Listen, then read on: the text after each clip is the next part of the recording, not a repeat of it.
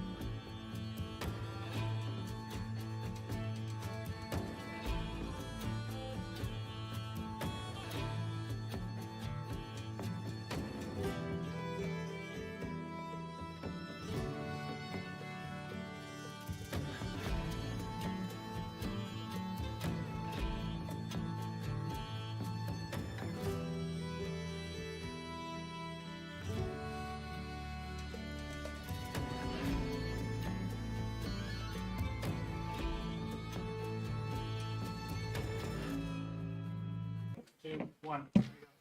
Thank you. Hi, everybody. Welcome to another episode of the Prismatic Dragonfly Tavern. I am your host, the DM known as Kira, and we are down one of our lovely players tonight. And we're going to be for a little while. They're going to have to take a little bit of a break, but we hope you get better soon, Nat, and we will be missing you until you are able to join us once again. And in the meantime, Nat's character Cree is going to be hanging out on the Dragonfly, the party ship that they recently got. We are going to go ahead and hop into tonight's adventure here really quick. I think we are picking up exactly where we left off last time, so we'll do a bit of a recap. In the meantime, my somewhat standard spiel at this point, which is RageCon. If you like TTRPGs, board games, and being a massive bleeping nerd, and you're in the Northern Nevada, California, etc. area, or would not mind traveling to the Northern Nevada area, June 30th to July 2nd, coming up very soon, in Sparks, Nevada, there's going to be RageCon 2023. We've been to this for a couple years now. RageCon this is their 8th year, and it is a 3-day, 4-day? 3-day? 3 days. Say what? Friday, Saturday, Sunday. Friday, Saturday, Sunday, full of fun gaming at the Nugget Casino. And I just saw your hand move out of the corner of your eye, and I was like, if he's gesturing at me or trying to make me laugh, it worked. Even though you weren't intending to. Yes. God damn it. RageCon.com. We're going to be there. A bunch of us are running games, and the way that RageCon works, which I think a lot of other conventions do this, but to me it's unique because it's my first one that does it like this, is once you buy a ticket online and sign up on their online portal, you can see games that everybody's running. These can be card games, board games, LARP. I've seen a LARP before, panels, all sorts of things. And you can just sign up for free for any of the sessions that you're interested in, and you get a time slot and a place to show up and meet people, and you can sit down and do a Pathfinder module, or you can do a board game or a card game you've always wanted to try. A lot of times there's even ways that you can win said games just by participating in a actual play of that game. There's also panels and other events that you can attend as well. So we're all going to be there. A bunch of our friends from one of our sister streams, Andromeda Adventures. They are some other lovely people that are running some of their own streams that we love to death. They have a stream called Indara's Second Age that airs weekly on Thursday at 6:30 p.m. PST. Give them a check them out. They're awesome. Make sure that if you haven't followed us on our socials and everything else, especially Discord, make sure that you swing by and say hi. What? I just keep seeing people out of the corner of my eye, and I'm like, what am I doing Pay no wrong? attention to the man behind the curtain. Oh, okay. Well, you're not behind the curtain. The man behind the curtain is harassing me. Oh, okay. Do you deserve it? No. Sure you don't. But yes, some of our friends from Andromeda Adventures will be down here. Can't wait to see them. Can't wait to play with them. We're probably going to have them on an episode of PDD, maybe do some other stream stuff if we get the chance. So anyway, ragecon.com if that sounds interesting to you. In the meantime, we're going to go ahead and jump into tonight's episode. Last we left off, the crew of the Dragonfly just finished a daring rescue to Drowner Rock, where they saved the last member of a ship that had gone down sadly to these horrific creatures called drowners about 2 weeks ago. Her name's Jess Wren, and they tracked her down to the small portside bay of Hawkesbury and ended up tracing her path to Drowner Rock, defeating a bunch of drowners and some other interesting evils, and managed to save her life and bring her back. Our adventurers had just got back to Hawkesbury and noticed a strange sight when they looked at their own ship still in the dock, thankfully. A bunch of their clothing was nailed to the mast. So they made quick work of getting back to the ship, checking on the other inhabitant of the ship, Skalea, who was fast asleep, her recent wounds tended to, and completely unaware of the shenanery that had just happened. Vander also lost a big handful of very expensive tea that's floating off the side of the ship right now. So, but they had done a little bit of investigation, talked to Skalea, and then they were all standing in the galley of their own little ship, the Dragonfly. And that's where we're going to go ahead and pick up. So, point of order as we get going. I don't want to do anything with Cree/Gaspard right now because I want to make sure that they're kind of around for whenever Nat's back up to joining us. So Cree is going to be on the ship. I am comfortable role-playing Cree/Gaspard when you need to talk to him about something like important, or I mean in general you can just treat them like they're on the ship, but they're going to be spending a lot of time in their room and will be working on their crossbow skills as well around the ship and just other sorts of things, kind of quietly keeping to themselves. So if Nat has notes for me on other things that Kree/Gaspard is going to get up to, please send them my way, Nat, and I'll make it happen for you. But anyway, in the meantime, the four of you, Vander, Cass, Sani, and Skalea, are still standing in the galley of the Dragonfly, and just discovered the handful of tea was missing, and everybody was just a little uneasy about whoever decided to prank them. But you all haven't figured out what you were going to do with the rest of the day, if you're headed back out to sea, and so on. So we'll go ahead and get started there. So what y'all doing? Well, I don't Suspicious looks. Sound. Say what? know. Dogs. Oh, is Yeah, it it's a dog dog? barking. It is. It sounded so warped. It's strange. It's echoing down the alleys here near the studio. Yeah, sound weird sometimes in these alleys is what I've come to learn. So Oh yeah. yeah, I'm gonna cast Divine Sense just to see if there's any. your favorite spell. Yes. Evil train. Remind me one more time. It's blessed, hallow, blessed or hallow spell, celestial, fiend, undead. Is that it? Yeah, Evil detecting good and Yeah. evil. Good and evil. 60 feet, unless obscured completely by a wall. Yeah.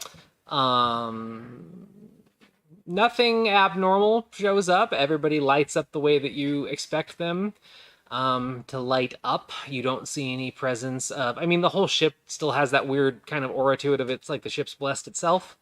Skalea reads as like a quarter celestial. She's got a weird celestial glow on her, probably just because she's the champion of a demigod. Not her actual like genetic makeup or anything, but you've seen that before at this point. You've seen that plenty of times, so nothing out of the ordinary. So do we want to say this was a fluke thing, and as soon as we get out to sea, it will be gone, or do we want to try to investigate this more? Well, nothing important got stolen, so. I mean, it's still interesting what happened. Yeah.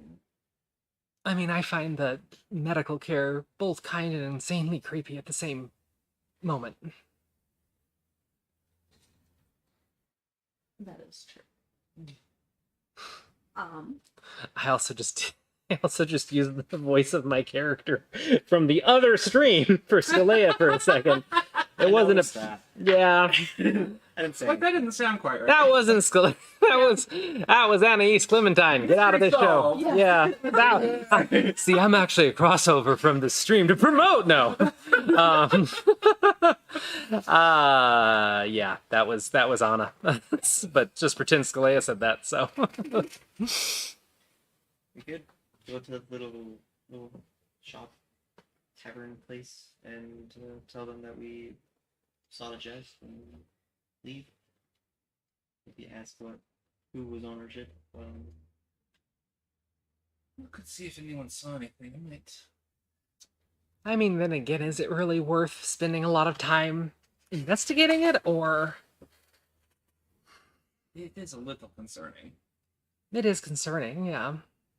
I'd say we could just ask about it, but like in a passing way.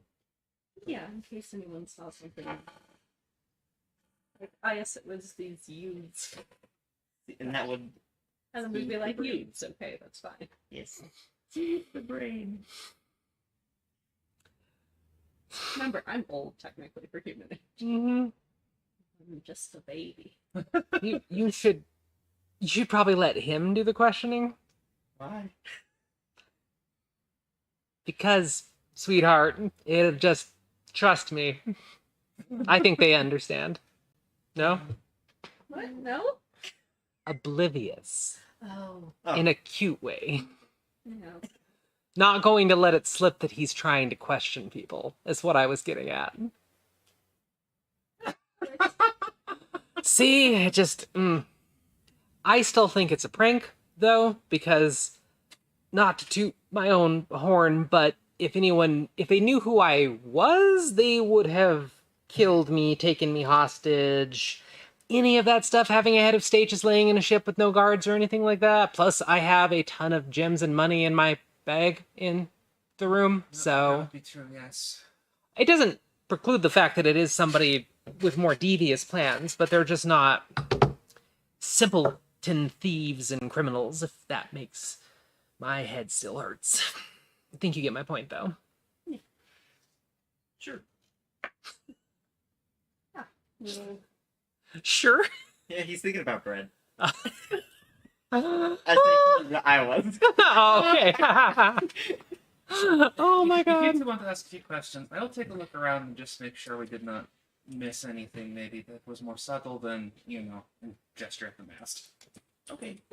Vander and Cass are very quiet, but they do have their mics on, so we might just need to boost them. Thank you for telling us. I raised it closer to my face. If that You helps. just need to speak more It does. authoritatively. Ah. That's authoritative? Yeah. Right. By the way, are your dice LED lit, or is the light just catching them? They might just be catching it. Wow, from where I'm sitting, your dice are like all glowing green from the inside, and it looks really cool. So, yeah. I forget what the material. I figured it was the one set you have, but... Well, I'm not fit to go anywhere right now, and to be honest, I'm gonna go lay down and go back to sleep unless you need me for something. You should get some more rest. I'll take a look around. No more rituals? No, rituals today. Ritual of investigation? Maybe later. That's not a thing. Oh. Okay, I'm gonna go lay down. And Sky turns around and walks back to the bedroom. She leaves the door open, but she just crawls back into the bed and face plants into the pillows and kind of gets comfortable and lays there. I'm gonna go get some bread. From where? That one lady. Well, I think if they go, they'd be like, we have solved this mystery. Drowner's Rock is safe. By the way, did anyone see anyone on their ship? Exactly. Yeah. And you'll get bread in the process. Mm. Victory bread. Victory bread. Yes. All right, so Cass and Vander sound like they're going to be going back into Hawkesbury for a little bit longer. Sana, you going with, or? No, besides just have like one more look around the ship just to be sure it's like I said, just make sure there wasn't something more subtle done with all the attention around stuff like, hey, a bunch of shit's nailed to the mast and somebody's all bandaged up. Okay.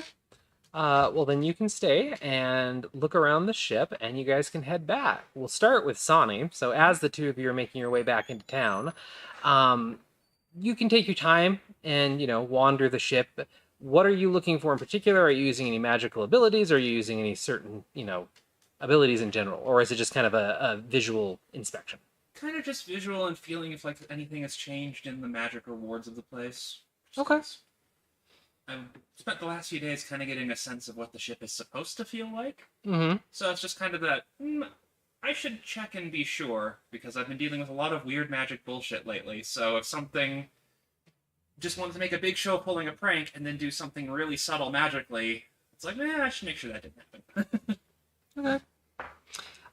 Go ahead and make an Arcana check as you're wandering the deck of the Dragonfly, as you just kind of sit there in port, and you in the distance can see Cass and Vander slowly walking off to the Wicker Witch. That is going to be 19. 19. So as you wander the decks of the Dragonfly and just kind of close your eyes and pass a hand over, the rail of the ship and different parts of it that you've done your rituals either at or near, you can easily sense the kind of vibrating aura of the ship that's just there in the weave. And you don't really notice anything different about the wards or the signature of the ship. As you're walking around, at one point, it feels like you pass your hand over like the railing on one side of the ship, and it feels for a brief second like everything disappears, and then it's back. And then you take your hand back over that spot, and everything's there. So there could just be like some kind of a disturbance or something like that, but nothing major. It doesn't seem like anybody's cast any spells or damaged the aura or changed the aura or anything like that. It sputters every so often. So, but it's not so much the aura of the ship is malfunctioning. It's just the weave seems to be a little weird today, which is not uncommon for magic. Yeah, no, it's a little up and down. I'll have to keep an eye on that for later. then probably just peek downstairs, make sure that Sick is resting okay, and then actually lock up this time. Okay. Yeah, you peek your head in the door that was left open ever since she went back, and you can see that she's sprawled out yet again in the bed. Roll a perception check before you walk away. 23. 23. As you kind of glance at her, you can tell from the rise and the fall of her chest that she's deep asleep because she's taking like very slow, heavy breaths. And you notice that there's already a fresh red trickle of blood from her nose again. Not like, nothing like it's pouring out like when she was attacked the first time, or even when the vision of the idle hands going down did it to her again. There's just a very faint little trickle that's been working its way down her cheek probably for a few minutes, so something's still going on with her there. I want to investigate that more, but I want to ask permission first, so we'll let her rest for now. Yep, it seems like it's such a slow bleed, it's probably going to stop soon anyway, you'd hope, so. Let's set some towels out for her. Yeah, and then are you going to lock the door leading downstairs, or try to lock the door into the room she's in? Just down into like the ship proper. Okay, so yeah, you can lock that up really easy. Anything else that you're going to be doing on the ship? If everything's been cleaned up at this point, probably not. So I think I will just kind of head down to the docks and go catch up with these two. Okay, so you can head after them into the city of Hawkesbury, and while all that was happening back at the ship, the two of you easily made your way through the very small town to the only real bar/inn that seems to be active these days, which is the Wicker Witch. And in stark comparison to when you first visited the Wicker Witch, it is over full with individuals, and it looks like Janya had set out some extra tables outside, and people are sitting outside and eating and drinking, and inside it's not shoulder to shoulder, but it's getting close.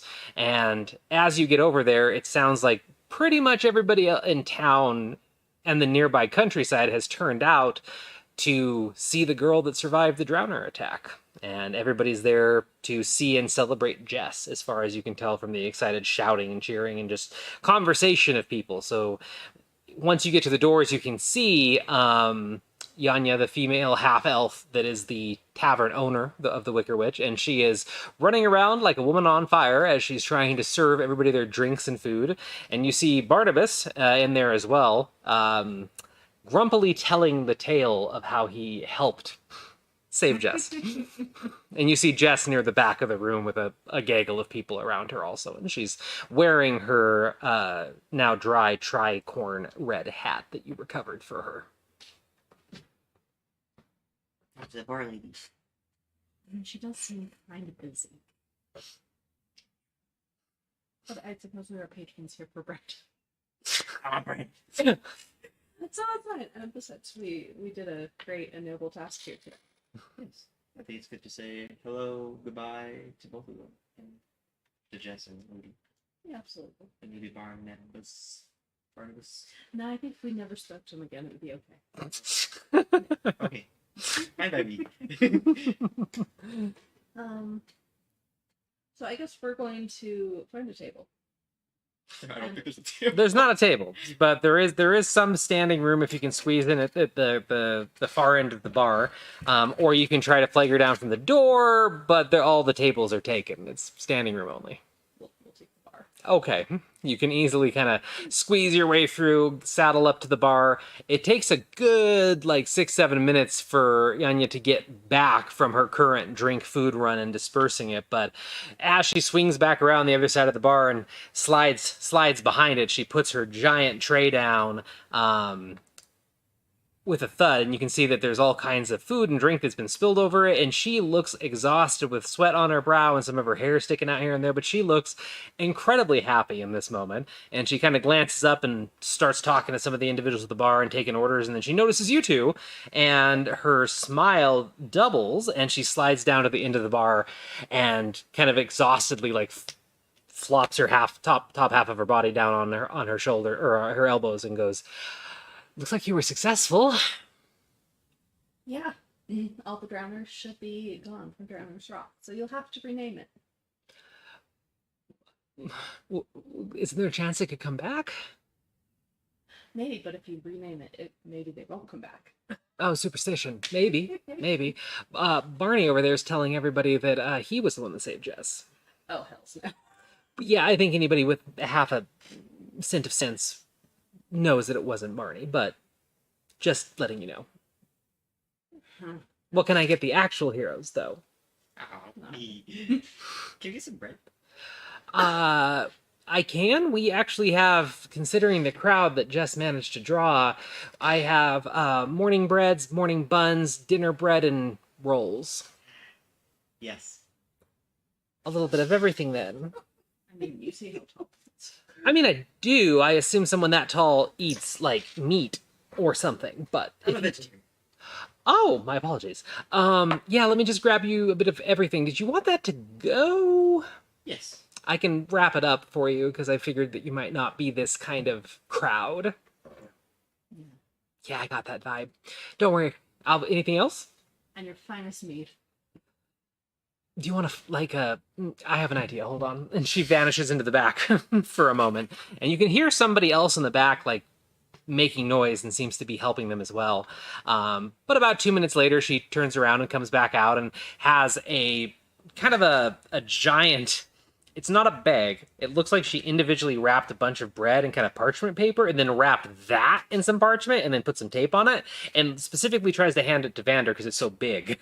And then she has a decent sized bottle that looks like it's had the label ripped off years ago and it's been freshly recorked, and she hands it to Cass and says, best thing I could do if you wanted to take it with you.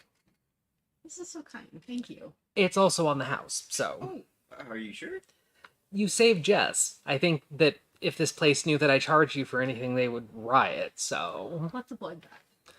I would like to avoid a riot in my establishment, yes. One more question. Did you notice anyone walking on our ship?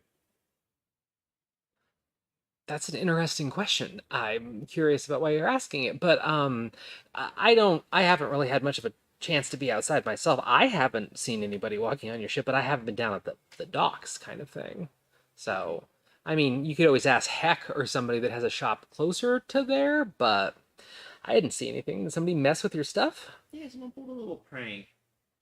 I mean, we do have a lot of kids here, and not most of them are pretty shy and quiet, but we do have a few more uppity ones that do like to mess with some of the ships when they're in dock, but especially since you're strangers, I don't think any of them are that risk taker. So, probably just someone messing with you, though. Well, is Heck here somewhere? He was here. He actually came over with Jess. Jess went to see him first, and then he brought Jess over, but he had to get back to his shop. He's not here right now. I think he's at his shop, though, if you wanted to stop by and say hi. Okay, sure. Well, it's been lovely meeting you. Thank you so much. Thank you again for everything that you've done for Jess. We as a town can't thank you enough, and it sounds like she's staying with us, so hopefully she'll be here for a long time and be happy as she can be. And then she kind of points towards the end of the bar, and you notice, like, by the giant fireplace on the other wall, the Idle Hands plaque is now up on the wall, right over the fireplace. So it looks like Jess put it out there. Good place. It is. But yeah, see if Heck has any information for you. Otherwise, anytime that you're in port, you guys always have a room here, like I said, so... Thanks. Good luck, Jess. Alright. We sort of did say goodbye to Jess. I guess so. Okay. Yeah, and, you know, she's having a good time. Sure. Okay. Heck. Yep. All right, so you guys head off to Heck. Mm-hmm. All right, so you head out of the Wicker Witch, the tavern, the Wicker Witch, and you head back down the main street, pretty much the only street in town, towards Bloodclaw Supplies. And around the time that you're headed there is when you see Sonny walking in your general direction, and you can all meet up with Vander's giant armful of parchment-wrapped bread that smells amazing, and Cass's rather large reused mead bottle. They look very busy. I see you got provisions, though. Yes, lots of bread. How's everything? It's great over there. Everyone's very upbeat, happy. Jess seems to be doing okay. I'm glad. We're gonna see Heck about maybe he saw something. Oh, before yes. I guess his shop is pretty close to the water. Yeah, maybe he did. Or it was.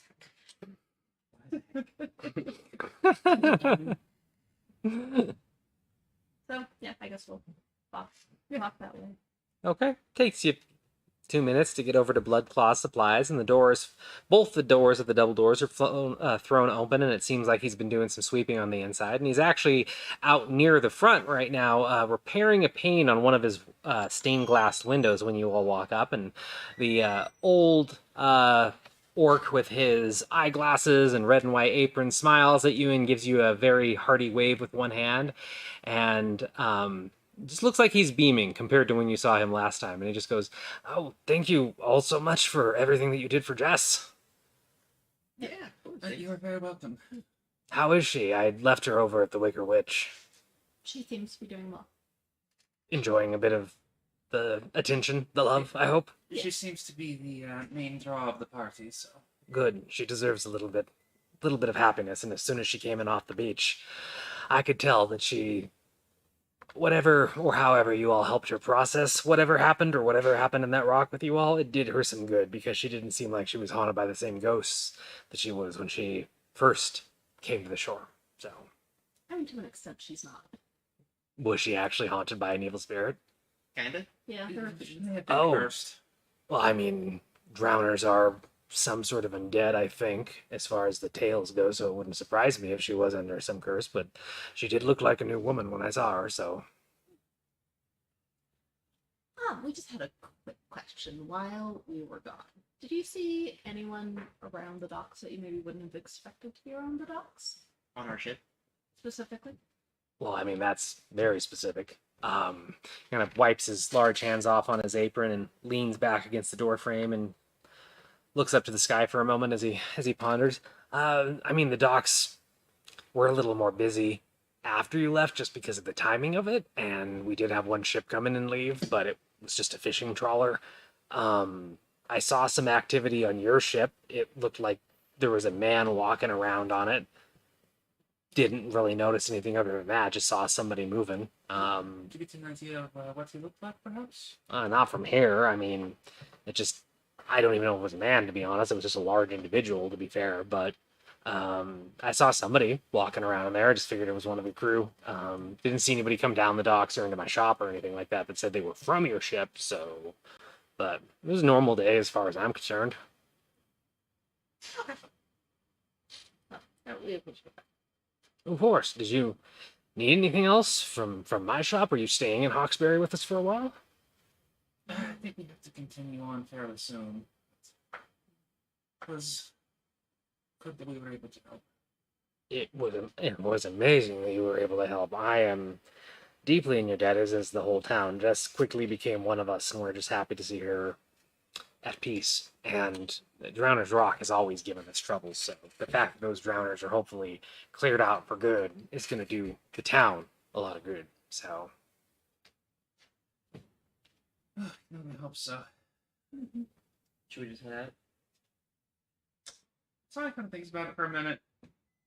Kind of looks over at the tavern, kind of looks over at the docks, like, maybe we should. Okay. well, safe travels to you all, and if you're ever in the sea anywhere near us, please do stop by. Of course, it was lovely to make the acquaintance of everyone here.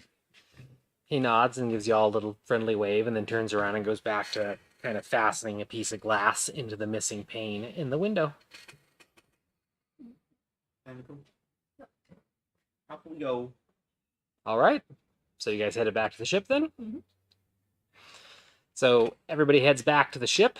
And you are able to go ahead and cast off very easily. You guys have done this once already. It's not going to be hard to undo the moorings and raise the gangplank and head out. Who is the one that is going to be steering the Dragonfly, though? Ha! The Sea Witch. Good call. All right. Well, considering it's Sonny. Sorry, this is just my boat. Yeah. You are the captain. Sonny doesn't need to do anything in particular for checks like this because Sonny is your local resident sea witch and is able to drive the Dragonfly, helm the Dragonfly just fine.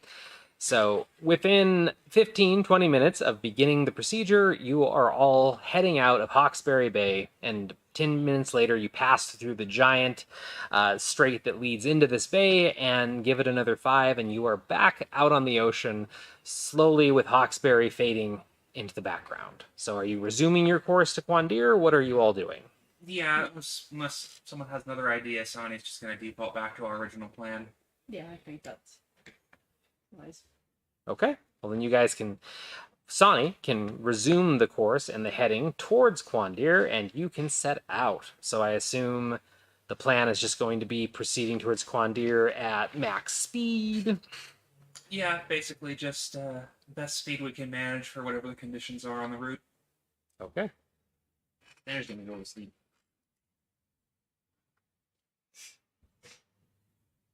All right. So then you're going to set that up, Sonny. Go ahead and give me a D100 for weather. Okay.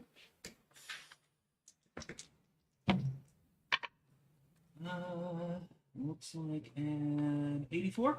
84. Thank you. And Vander, you said you were going to go down to bed? Mhm. Okay. It is just after, like around 2 o'clock in the afternoon.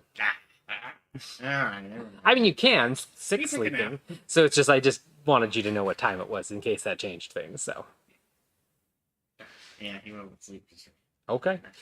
Well, Sonny gets you all back on course, and you do notice that as you head further out into sea that you're getting some heavy wind, and it is battering the ship around a little bit. It just gives you more speed at this point, though, especially with Sonny at the helm. Just turn the sails around it. Sonny will yell at people until it's done. Yep, it's not going to be a big deal, at least just cruising out here. If you ended up having to fight on deck or do certain things right now, the high wind may pose a disadvantage to that, but for now, it's just good sailing weather for the most part, and you're just getting buffeted around a little bit more. All right, so you're able to travel for a little bit on the Dragonfly.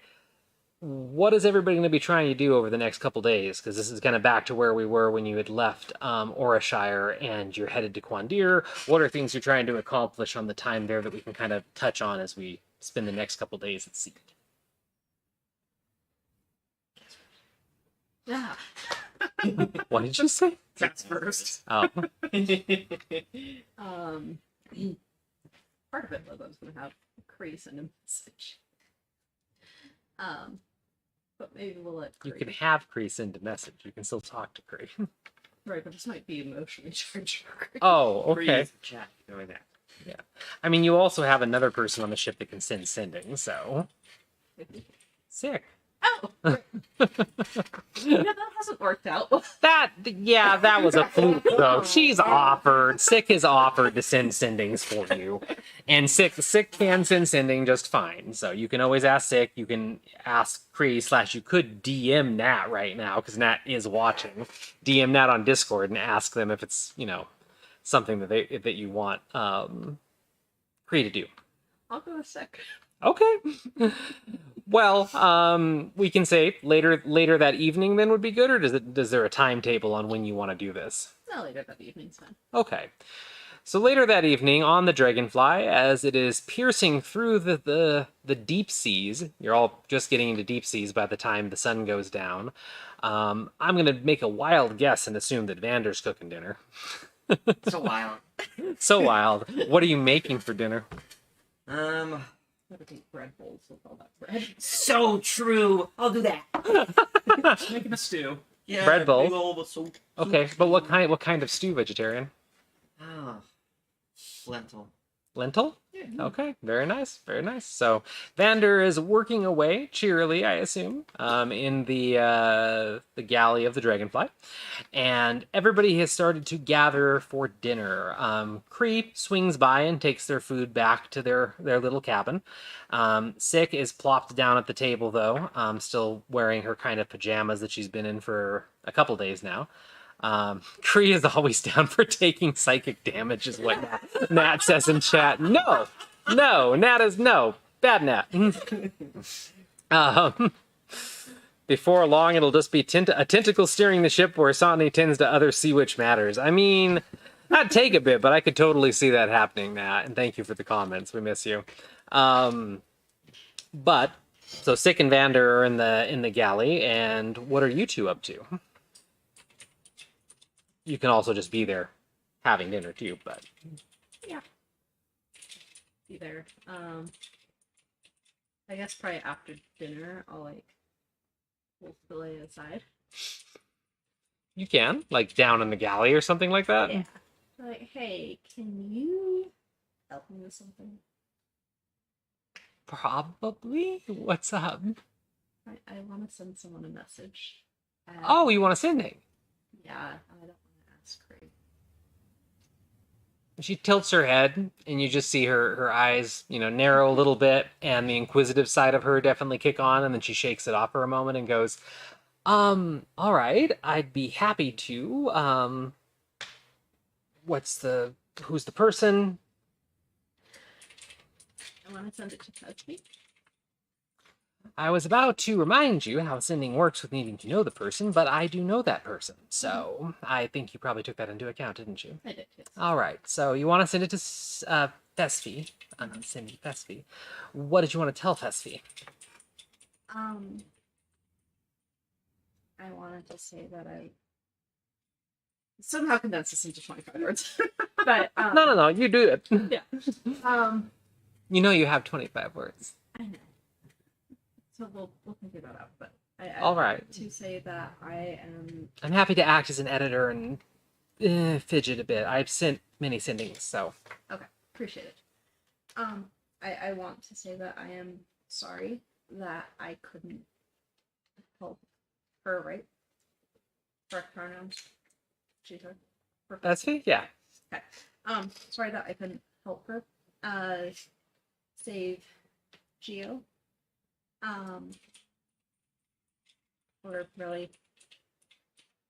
be of any help in that fight. And then I just wanted to see if they are both okay. They are both okay. So we're being really hopeful. We're being very hopeful. Yeah. I didn't want to ask Cree. I think that's probably a really good idea that you didn't ask Cree. Yeah. I mean, then again, Yeah. Cree could surprise me, but I just think the poor thing has been through a lot. So, Right, like if they were my only option, and I would have asked consent for that, but like this will be better. no, that makes sense. Did I brought my component pouch. Here, follow me for a second. And she wanders back towards Vander's room and walks over to the corner, squats down near some of the stuff that she had brought and undoes it. And you see inside one of the big burlap sacks is a bunch of small, like, actual pouches that somebody could wear on armor. And she fishes around and eventually pulls out a small piece of copper wire and then closes everything back up, sits down on the bed and goes, as if she's, like, calculating it all. That's everything? Nothing else? You want her to know it's from you? Okay. And the main gist of it is just, sorry, couldn't help more. How are you two doing? Okay. All right. And she closes her eyes and you just hear her kind of muttering under her breath in some version of arcane casting that doesn't make sense to you, at least. And she takes the little short piece of copper wire and just slams it into her temple, and it vanishes with a bit of a magical spark. And she leaves the finger where it went and just kind of nods and mutters to herself for a moment as she's casting. And the whole process takes about, like, just under a minute before she finally snaps out of it and rubs a spot on her head. She's all right. Took her a minute to respond. Took her a minute to remember me. Think she was probably trying to vet who I was or something like that. But anyway, she says no apology is necessary. Nothing was your fault. You guys did all that you could. She's all right. She was pretty injured trying to save Geo from the fireball, or whatever word she used to describe it. It was a tiefling word, and I don't know the direct translation, but I think it was something like Inferno Hellscape. I assume she was talking about the bubble of boiling magic from the assassination attempt. Yeah, she didn't really clarify if she got Geo out or what happened, just that she was very injured and she was staying with some friends in the anomalous conglomerate. She's fine, though. Didn't say anything about Geo. Okay. Well, that's about as much information as we had. But that's I have more copper wire if you got others. are they people or I can cast sending more times is what I meant, just if you had other people you were trying to get a hold of. No, I just wanted to say that to her. But cool, that's very helpful. Thank you very much. You're a cleric, right? Paladin. Paladin. As far as I know, yeah, you're not typically the type of person that's gonna learn sending at any point, are you? Not really a paladin thing. I don't think so. That's not needed to defend life, truth, and honor. Well, life, joy, happiness. I mean, I think that a well-placed sending can actually save a ton of lives, so That's true.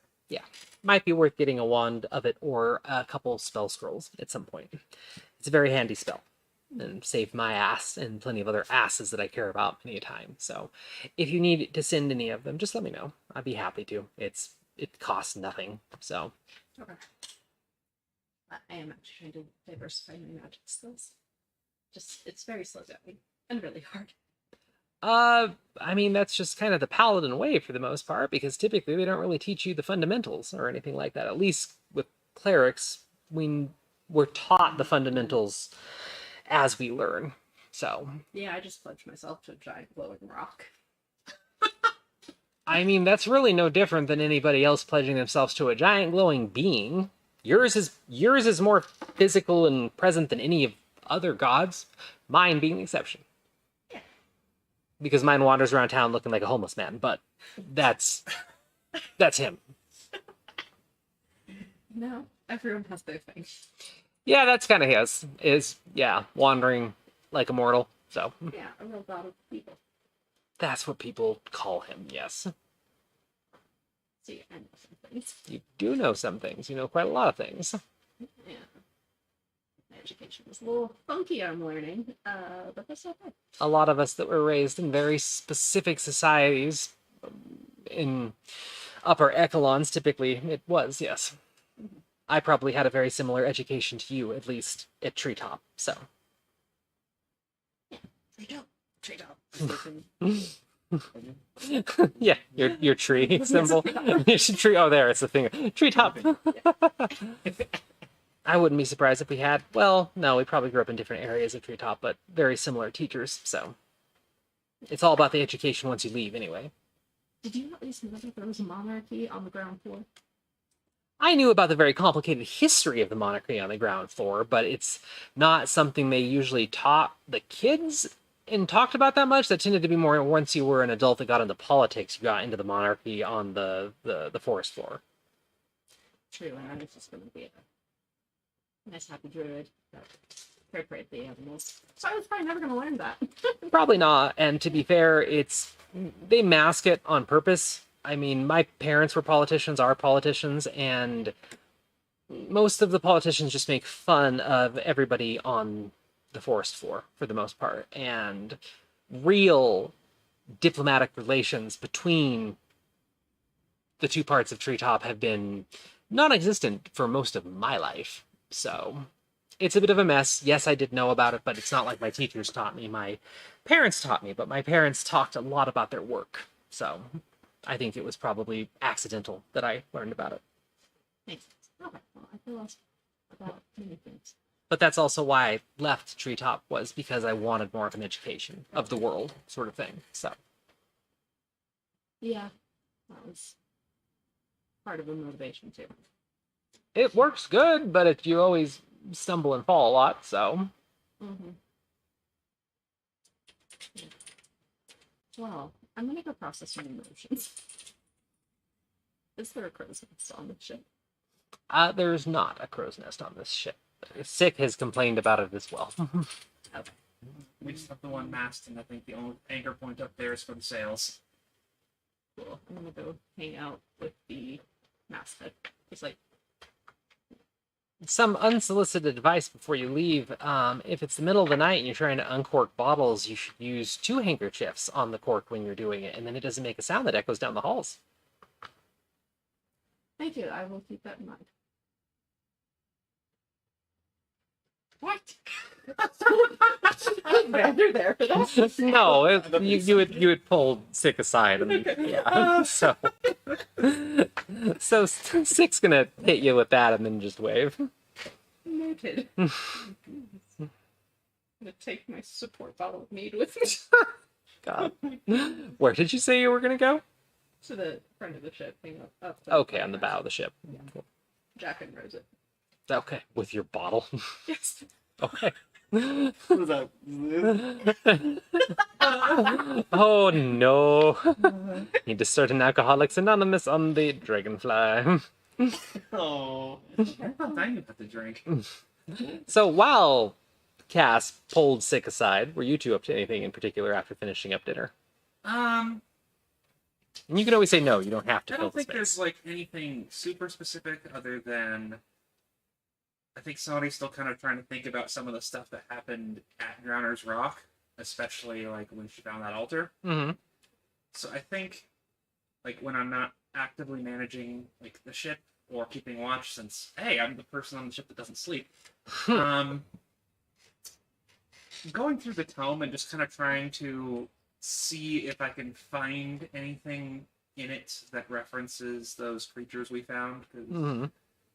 weird shape-shifting squid monsters that my gods have not told me about, that they basically didn't want me fucking with that altar because it was dangerous. It's like, is there anything in here that I could learn about that more from? Okay. Yeah, you could spend some time studying that. What about you, Vander? His main thing was to cook dinner, but he's pretty hurt, so he's gonna go rest as soon as it's time. Oh, you mean just the damage that he ended up taking? Yeah, okay. I was like, for a second, I was like, emotional damage? You're fine, what happened to you? It's like, no, He's actual... kinda crispy right now. Yeah, he is kind of crispy. He's the smell of burnt fur. The smell of burnt furbog fur fills the hallways. Yum. Yum. All right. Well, we're in a position where we can let a couple days pass, and hopefully you guys can get to Quandir, depending on a couple of rolls.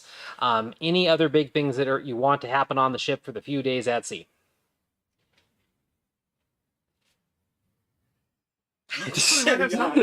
How we doing there? How we doing there? Anything like in terms of like, I guess, what's the word? Roleplay conversation. Anything role playing related, or is it more like? I mean, I think commander? there are a few It's things that primarily we can talk roleplay, about, yes. whether or not there's any motivation to do it at this moment. I see. Okay. Well, no, but that's the thing is, so like when we have time to do something like, travel, when you guys were traveling to Vinzor, or when we have something like this where you're on a ship to Quandir, it is a prime time for roleplay opportunities. So like, yeah, when I ask, what are you doing, or what do you want to have happen on the journey, you can totally be like, oh my god, I want to have this conversation with Sonny about this one thing, and we'll just throw it in there and make sure that it happens, kind of thing. Because we have like, it's going to take you guys at least a week to get to Quandir if you have great weather the whole time and the ship's working great, which it is so far. So we can start putting those things in there if you want to have conversations or investigate things, or kind of like Sonny's doing, where Sonny's going to be studying the book that she found, or the tome. Yeah, Yeah. my mystic tome that's Yeah. connected to my gods. Mm-hmm. Perfect. I know what I want to do. What do you want to I'm do? gonna go over to Cass. Okay. I'm assuming that night when she's at the bow drinking. Intervention. About time. Intervention time. All right. So that night, then, we'll. He would wait because he can't do that alone. Oh, okay. Oh, this is a real intervention. So you're gonna pull the fish in on this too, huh? I'm gonna pull all three of you. Oh, wait. You're gonna get a fish. I almost said Let me fish. get the fish. That's it. She's a shark. You're gonna get Sharks are Sonny. a kind of fish. Yeah, I mean, yes. No shit, Sherlock. I was defending your shark ass. Goddamn. So you're gonna get Vale. Sonny. You're gonna get Sonny. I'm just interrupted. So you you are accurate today. Kraken. Oh wait, what? Kraken. Kraken. Hey, Jules. I don't know about that one. A kraken appears and devours you all. We deserve that. Yes, you do. So you're going to wait. Damn it, James, for redeeming hydrate. Thank you for redeeming hydrate. All of you drink. I don't have a drink, so I don't have to hydrate. Ah, ha, ha, ha, ha. For now, at least. Oh, you don't have a drink either. We're both thirsty bitches. I am thirsty.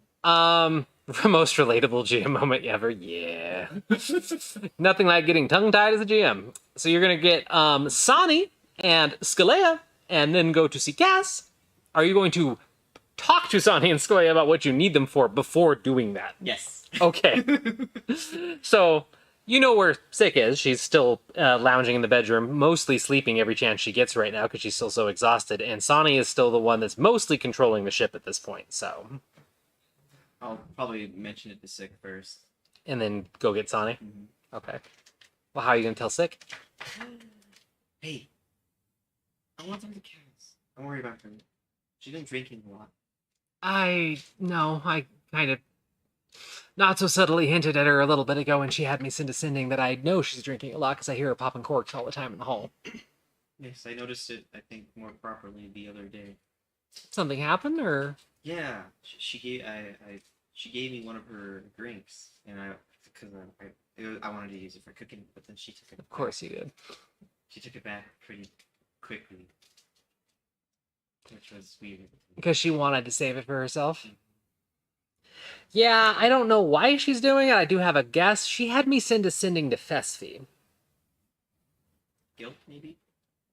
Considering the sending was primarily to apologize for not being able to help more, yeah, I think there's a lot of guilt there. Also a crush, but also guilt. So, but you want to talk to her as a group then and kind of see if we can... Yeah. I don't know if I can do it by myself. I don't know what I would say. I'm not very good at this. But I am worried. All right, pump... She just say pump the brakes. What are brakes? What's the D&D equivalent? What does pumping the brakes mean? Hold your horses. Hey. I hate that that's right.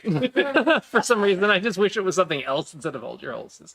But that actually makes sense, doesn't it? Yeah, hold your horses. There's a horse. Oh, honey. There's about 5 horses below the ship. How did you think? That are... Yeah, how do you think that? That's actually 5 seahorses under the ship. That yes, it's seahorse power drive. Yeah, 500 SHP. I hate myself. Wait a second. What do you mean you think you're bad at this? I don't really know how to... I've never done an intervention type of thing. I think she needs to be spoken to about this, but I don't know if it's just me that should do it, because I don't know how I would do it. Sit down on the bed with me. He sits. It doesn't need to be some kind of a massive thing. I think that you're probably thinking of what people talk about when they tell stories or when they write books and stuff like that. What about just what we're doing here? You're great at one-on-one conversation, sincerely. Like, you're a great conversationalist, and that's one of the reasons that I like you, is that you're really easy and fun to talk to, because you listen, and you also pick nuggets of wisdom out of what people say. So I think instead, maybe, this is my opinion, I'm happy to come with you if you want me to. This isn't the first time I've talked to somebody with a drinking problem, and it's not going to be the last. But you're great at this stuff, Vander. And I think maybe, you know Cass more than I do. But from the bit that I do know Cass, and from what I know of you too, I think maybe a one-on-one would be better. Just go up there and sit down next to her and, tell her, hey, I'm worried about you. What's going on? And talk. And do what you're good at, which is listening. And I'm sure that you'll pick the... What? I'm sure you'll pick the wisdom out of it. You're good at this, so don't sell yourself short. And I don't think Cass is the type that would react to a group of people walking up on her very well, even with the best intentions, and it's all of us.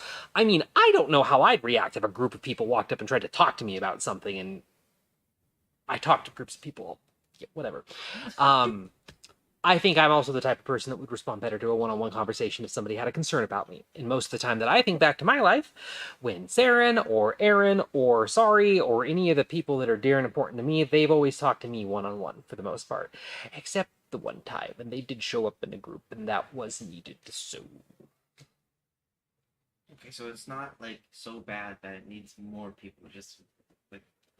That's kind of what I'm saying. The one time they all showed up is when they had to tell me that I was married to a horrific person and needed to fix that. So, is Raphael, the whole thing I told you about, Silver Moons, stuff like that. But no, I think in this case, this is more of a friend.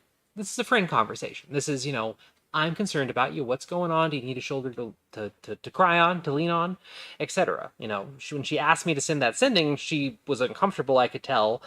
And she probably is carrying a lot of guilt about that. So just talk to her and see what happens. It's not like you can't talk to her now, and then if tomorrow she still, hasn't gotten any better and you feel like you didn't make any headway, then we can rough her up together. But Thank you. she is kidding as she makes the gestures. This is coming from a 5'6" elf that is in pajamas on this bed. Like, she is not looking like she's seriously gonna rough someone up right now. But we know better. Well, yes, she is. She actually could kick all your asses, so. But yeah, try it. Boss fight. Say what? She's the final boss fight. Yes, you just don't know it yet. Her and Colin team up. Oh, you'd be dead. But yeah, I try just being yourself. Because I think they all like you a lot because of who you are. I do too.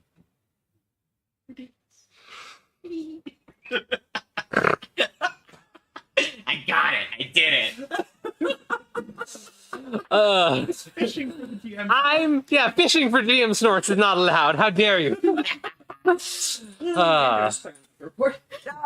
What did you say? Vander's thrown overboard. Yes. Buy some invisible hand. Just burp, burp. Well, thank you. I think I will. That gave me enough courage to do it. Because I know she needs. Might just be a me thing too, but maybe take her a cup of tea. Of course. Well, I know it's your thing and all that. I'm just saying that, like, I was going to try and flirt with you and say something about how much I like when you make me tea, but that's ruined now because of me not being smooth in this moment. The point was, you sometimes need to replace a bad fixation with a semi-healthy one. So the tea actually serves a very distinct purpose and not the joke I was trying to make. Make her a cup of tea, maybe bring her, I'm sure we have desserts or something in the galley. Get the alcohol out of her hand if you can and put something else in it. Does that make sense? I butchered that whole thing. I'm sorry. Subtlety. C. Yes. So- Being subtle. Gonna transition, yes? Yeah, no, you said it way better than me, Vander. Yeah, subtlety. Did you not mean that when you said that? Oh, You're lucky that you're so handsome. Oh, thanks. Get her some tea, yes. Yeah, that went over my head. It went over Ray's head? Oh, okay. Having that, I have a crush on this idiot moment. Yeah, she is, yeah. She's having that. Himbo. Say what? Oh dear, he's a himbo. Oh, she's known he's a himbo for a while, but it's just from accidentally getting flirted with to everything else. She's just like, oh, this boy. But yeah, bring her some tea, cookies, whatever we have. I don't know what she likes, maybe you do, but bring her something, have her fixate on that instead of that. So, and if you know that she has any hobbies or anything like that, it's a good time to bring that kind of stuff up. So, I actually don't. But I guess I'll find out. exactly, good question to ask, because a lot of times if you get people fixated on, hobbies, crafts, things that they like, that also can fill the void of alcohol. So, Well, thank you. yeah, of course. So, what's your decision? Did you want to go by yourself or do you want to go with the group? I'll go back. Okay, I'm gonna go back to bed, and hopefully nobody mysteriously bad ages to me this time. Yes, of course. Yeah. Thank you. Yeah, Maybe of course. I'll give her a hug. Yeah. She gives a hug, and then the second he pulls away, she sneaks a kiss in, and then she lays down. She rolls her eyes as she does so. Vander's gonna go to the kitchen and get a little box of cookies and stuff, Okay. and then he'll make an entire kettle of the special tea that he got from the place in. Or a Shire that he Orshire, and Sick yes, went. thank So some of the tea from Quandir that Yep. bared your math Oh yeah, symbol. technically yes. Yeah, Okay. yeah. I was like, is that technically? Yeah, yeah. That is. As you're looking around, you quickly assemble the tea and some kind of cookies for Cass. You notice that as you're going through the food stores, you do have a couple small tins of just like cookies and generic sweets that they would provide for long voyages. But you do find a metal tin at the top that's this beautiful kind of red and silver ivy design, and it sticks out like a sore thumb. Like it's not part of the packed provisions that were part of the ship when Kovita gave it all to you guys. And when you open it, or actually, sorry, I shouldn't assume you open it, but on top of it, there's a handwritten note that just says Kovita on it. Aw, who's gonna read it? You open it up, and on the inside, in Kovita's rather beautiful handwriting, and the ink is also kind of a color-shifting silver and purple ink, which just looks insanely fancy, is a small note, and it just says, Vander, this is a bit of payback for all the treats that you gave us. And then when you crack it open, which I assume you do, you look inside, and there's a bunch of homemade, freshly baked cookies that she probably put together right before you guys set off. And, who knows who cooked them? Probably Kovita, maybe some of the guards, but it smells amazing once you open that tin. So, He's definitely gonna put a couple of those. okay. Okay, so then, yeah, you assemble all that stuff and head up to the upper deck and towards the bow of the ship where Cass is. Sonny, are you just at the helm this whole time, or are you off doing other things? Yeah, Accidental Charm is his fucking middle name. Vander Accidental Charm redacted. No, we actually know your last name. I keep forgetting it, though, because I don't remember it. God damn it. Well, then I'm going to have to pull it out of my notes, because I have it all written down in my... Yes, I have it all written down in my master... One of us takes notes! Not saying anything, but... It's not the himbo. Yeah. By the way, I need really quick tangent for both the audience and my players. I was talking to my best friend Pau yesterday, and she is friends with Ashley Warren, who is an award-winning D&D writer who contributed to Rime of the Frostmaiden, who also lives in town, and hopefully will be at RageCon. And they were talking to me about how they use Notion for their campaign notes. So just, Notion in general, the website, notion.so or whatever. Notion is huge these days for a lot of different things, or notion.so. And Notion's just kind of a website where you can build dashboards and take notes and do all kinds of crazy stuff on it. But now it has AI built into it, and they use the AI for D&D. So somebody takes notes the whole session, and then at the end they ask the AI, summarize the episode and give us character breakdowns. And then the AI will read all the notes and be like, yes, you all did bing, bing, bing, bing, bing. These characters this. And it spits it all out for them. And I thought that was really cool. And more parties should do that. So Notion or the AIs in general, from ChatGPT to Notion to whatever, they're really good at you give them a big, huge block of text and be like, summarize this and pull XYZ out of it kind of thing. So just thought it was really cool and it popped into my head. Sonny, what are you doing? Like I said, mostly just trying to not think about a few things and study what the hell was going on with those creatures. Okay. And are you doing this, party should do that. I nominate Anais. Are you trying to study at the helm or near the helm? Because once you have it locked in, you know that you can stay around the helm and feel comfortable. Yeah, I feel very comfortable just out on the deck, and I always have that book on me since... So you're near the aft of the ship, Yeah. just kind of reading and... Mm-hmm. Okay, cool. All right. Well then, Vander, you can wander up to Cass. Cass, what is Cass doing at this moment at the bow of the Dragonfly as it cuts through the dark ocean? Cass is sitting cross-legged on the deck.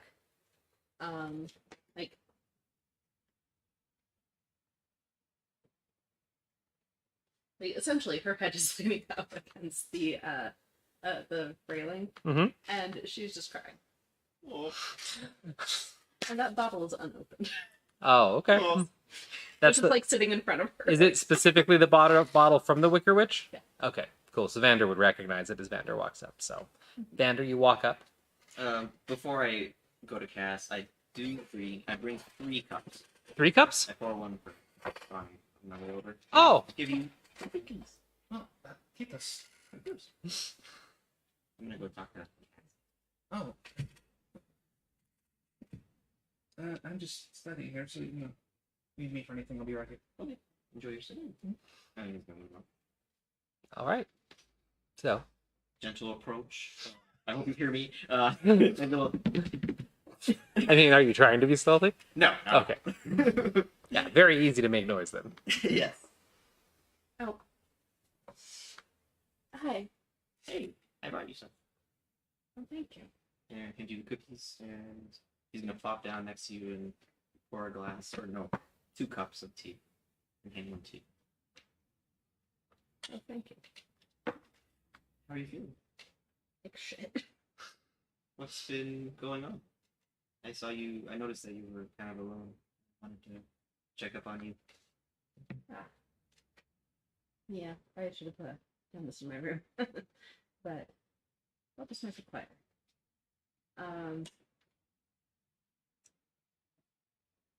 Yes. I've been feeling really awful since Benzor.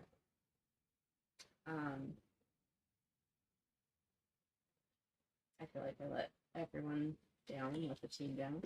What do you mean? You helped us get out. I know we didn't get everyone out, but that doesn't mean that. Come on. I mean, we don't know that one of them isn't gone, And that isn't on your shoulders. but it is. Like, that is my whole thing. That is my oath. Is I'm supposed to protect life at all costs.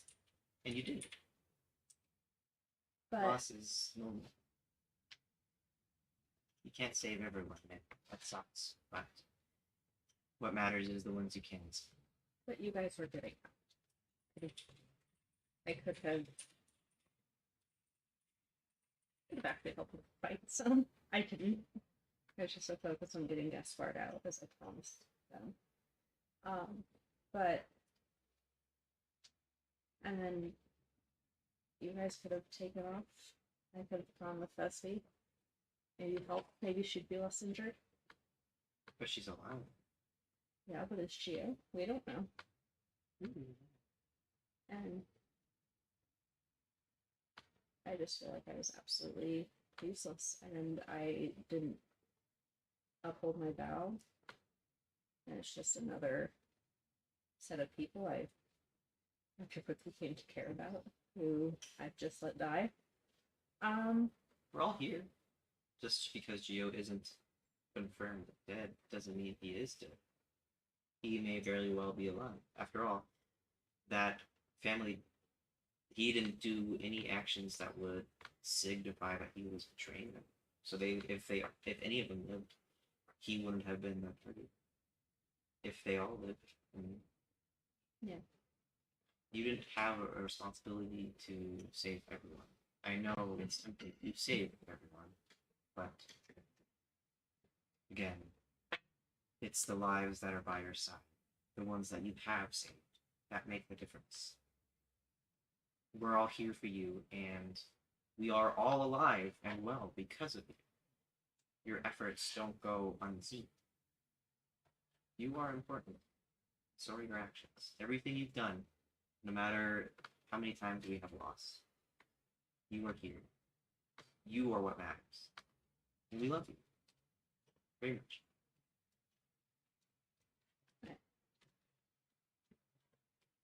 I appreciate that. Of course. And that's I'm sure she feels the same way. Yeah, she told me I didn't need to apologize. It also just sounds like, the thing you say. So, No. I think it's genuine. You weren't the one that fired that shot. First of all. I mean, I hope to get cover. Yeah, but the entire idea wasn't something that you or I, or for instance, at least you and I, didn't really come up with. We just we did our part to help everyone get it. In the ways that we could. You shouldn't feel guilty. It's okay that you do feel guilty, but it's not a feeling that you yourself should feel. You did good. You helped everyone get out as best as you could. And Fespi is alive, and that's really good. And it's even better that we, at least in terms of what we do, that we don't have a confirmation of Giovanni. Yeah, I'm better not knowing, but that is, we can at least hold out and hope. Exactly. Great and hope. Be optimistic of that. That's what I have been doing. I'm hopeful that we'll see them both again. Sometimes. But for me, I've always been an unoptimistic person, and despite everything I've been through, it's usually really helped me get through it. Mhm. Plus, the people at your side always is a benefit.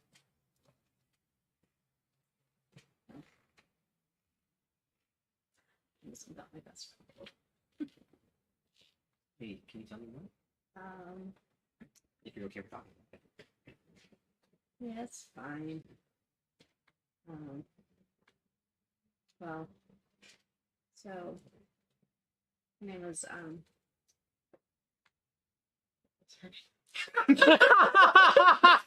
I changed it like 5 times. Sorry. Please hold. Put emotions aside for just one quick second. As we all definitely understand this kind of a moment with character backstory, it's all good. Tyra. It was Tyra. Yeah, she was a human. We met when we were both like 5-ish years old. And I mean, she came from the detritus clan, which my parents were not cool about, but they were like, things, it's fine. But she was my best friend. We did everything together, and she taught me to explore the forest and learn all of its wonder and magic, and go on so many adventures, and it was great and wonderful. And being a human, she, of course, got older. A lot faster. And so, you know, things slowed down a bit.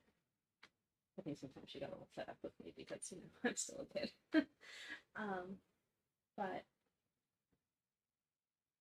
eventually, I didn't realize how old she was. And it was her birthday. And we decided we were going to do like another romp through the forest. And in her old state, she could not jump the gully that I told her she obviously could. She fell. And I couldn't save her because we would check her out. I'm sorry. Losing someone is never easy. But from the way you described, it does sound like, even though she is gone, she lives on through you. So she's not truly gone. And I doubt she would have even gone with you, even when she was old, if she wasn't having the time of her life. But I had promised that I was never going to let anyone die on my watch again. I promised that as I employed. And yeah, so I felt like I let her down. And so I threw my hat in the water. You notice I haven't had my dashing witch hat. But yeah. I'm probably being ridiculous. I think it's understandable that you feel the way you're feeling, but I wouldn't say, or no, I would say you shouldn't let it get to you such a way that it has been. You were surrounded by people, and I know that's easy to say, despite, especially like with how you feel during something like this. It can only do so much for you, but maybe it can be somewhat of a comfort that even though you've experienced these losses, that even if you see them as mistakes, big mistakes that you've made, you know, you are so important. You contribute so much, and even though there are some lives that you can't save, that doesn't mean you failed your oath. Because that's the thing about life. It comes to an end eventually. No one's going to. Unless I get I like dragons. Oh, not dragons. Yeah. Do dragons Grow old. I mean, they eventually grow super, super old, and I think they just like eventually decide I've had enough, and that's kind of it. Oh. But like, yeah, they can essentially go on forever, which is what makes them so terrifying. Huh. Hopefully you don't like I think it would be cool to meet a dragon. no. I'm sure it would be for you, yes. Yeah. There's friendly dragons, right? Theoretically.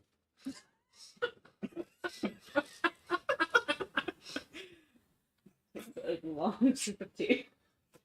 I like how this conversation went. Can I see that? This bottle. Bro, I'm curious what the brand is. There's no label. I should find out what this is. Is it okay if I keep it? Yeah.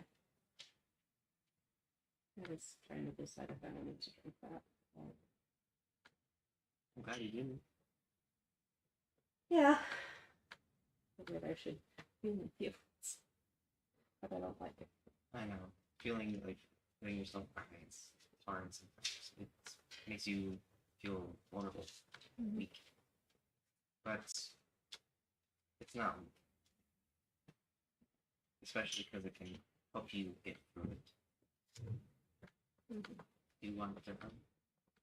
It's Hold her as long as she wants him to. like going to catch her slap because you're so tall. You're just weak. You're too small. I mean, considering the ridiculous height difference, yes, that makes sense. We're all here for you. Don't forget that, okay? Thank you. I have nothing else to say. I don't know where else to go with this. No, that's good. Okay. I've never done a roleplay like that before. Well, you Okay. did absolutely amazing. You both did. I think that is actually a perfect spot for us to go ahead and end pause for our break after that scene. So we're going to go ahead and go to break. We like to leave our microphones on here during the break so you can talk to us, ask us questions, or just hang out in general, or just spy on our secret conversations. But we will go ahead and take a break for about 10-15 minutes so we can all get up, stretch our legs, get some drinks for that hydrate that both Ray and I need to still own up to and drink something for, and any future hydrates. So we're going to go on break really fast, but the camera's going to be off, mic's going to be on. Definitely talk to us in chat, and we will be watching. But otherwise, we'll be back here in just a few minutes. So see you in a few. But we're really not going that far away.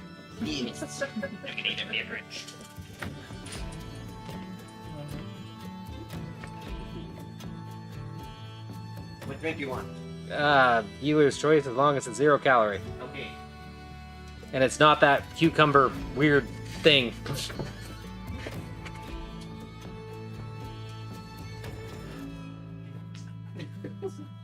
I like the shit.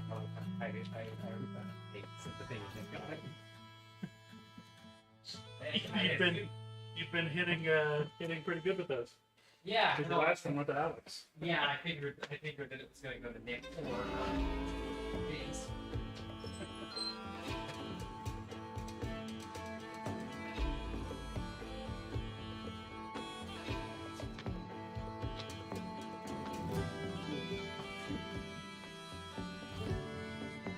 And so I'll have to schedule for Rage and figure out where the hell I can sneak things in. Hello, Joe. Saturday, with everything, all the seminars and audience events, I'll call them, on Saturday, that works well. However, the way they're spread out, it's pretty much, which is okay. I'm the DM now. Gaslands, I think I'm going to try to do Friday. I may also try to do Sunday, depending on whether or not I get some assistance with running that table.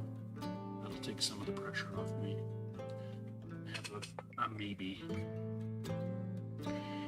If Ryan helps me run the table, I could actually, if we schedule 2 sessions up, it would be enough for him to get a badge and for him to pay for it.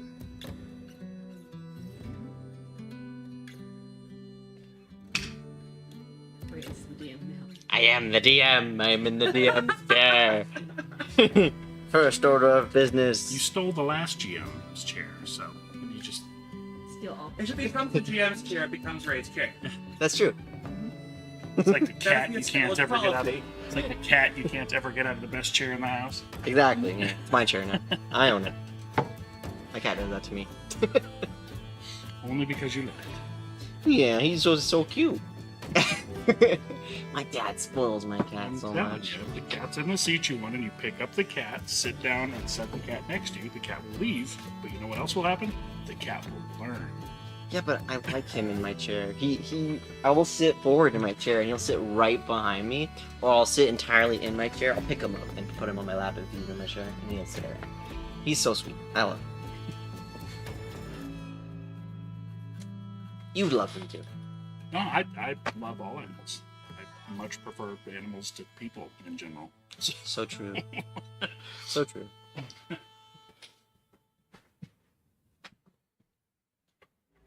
Oh.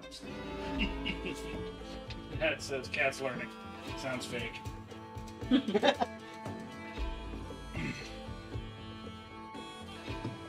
Don't punch me. Don't punch me. I'm being abused. The tech department's being abused. Being physically accosted. Sorry, we don't have HR. No HR for you. I am the HR. Stealing my chair. I did, actually.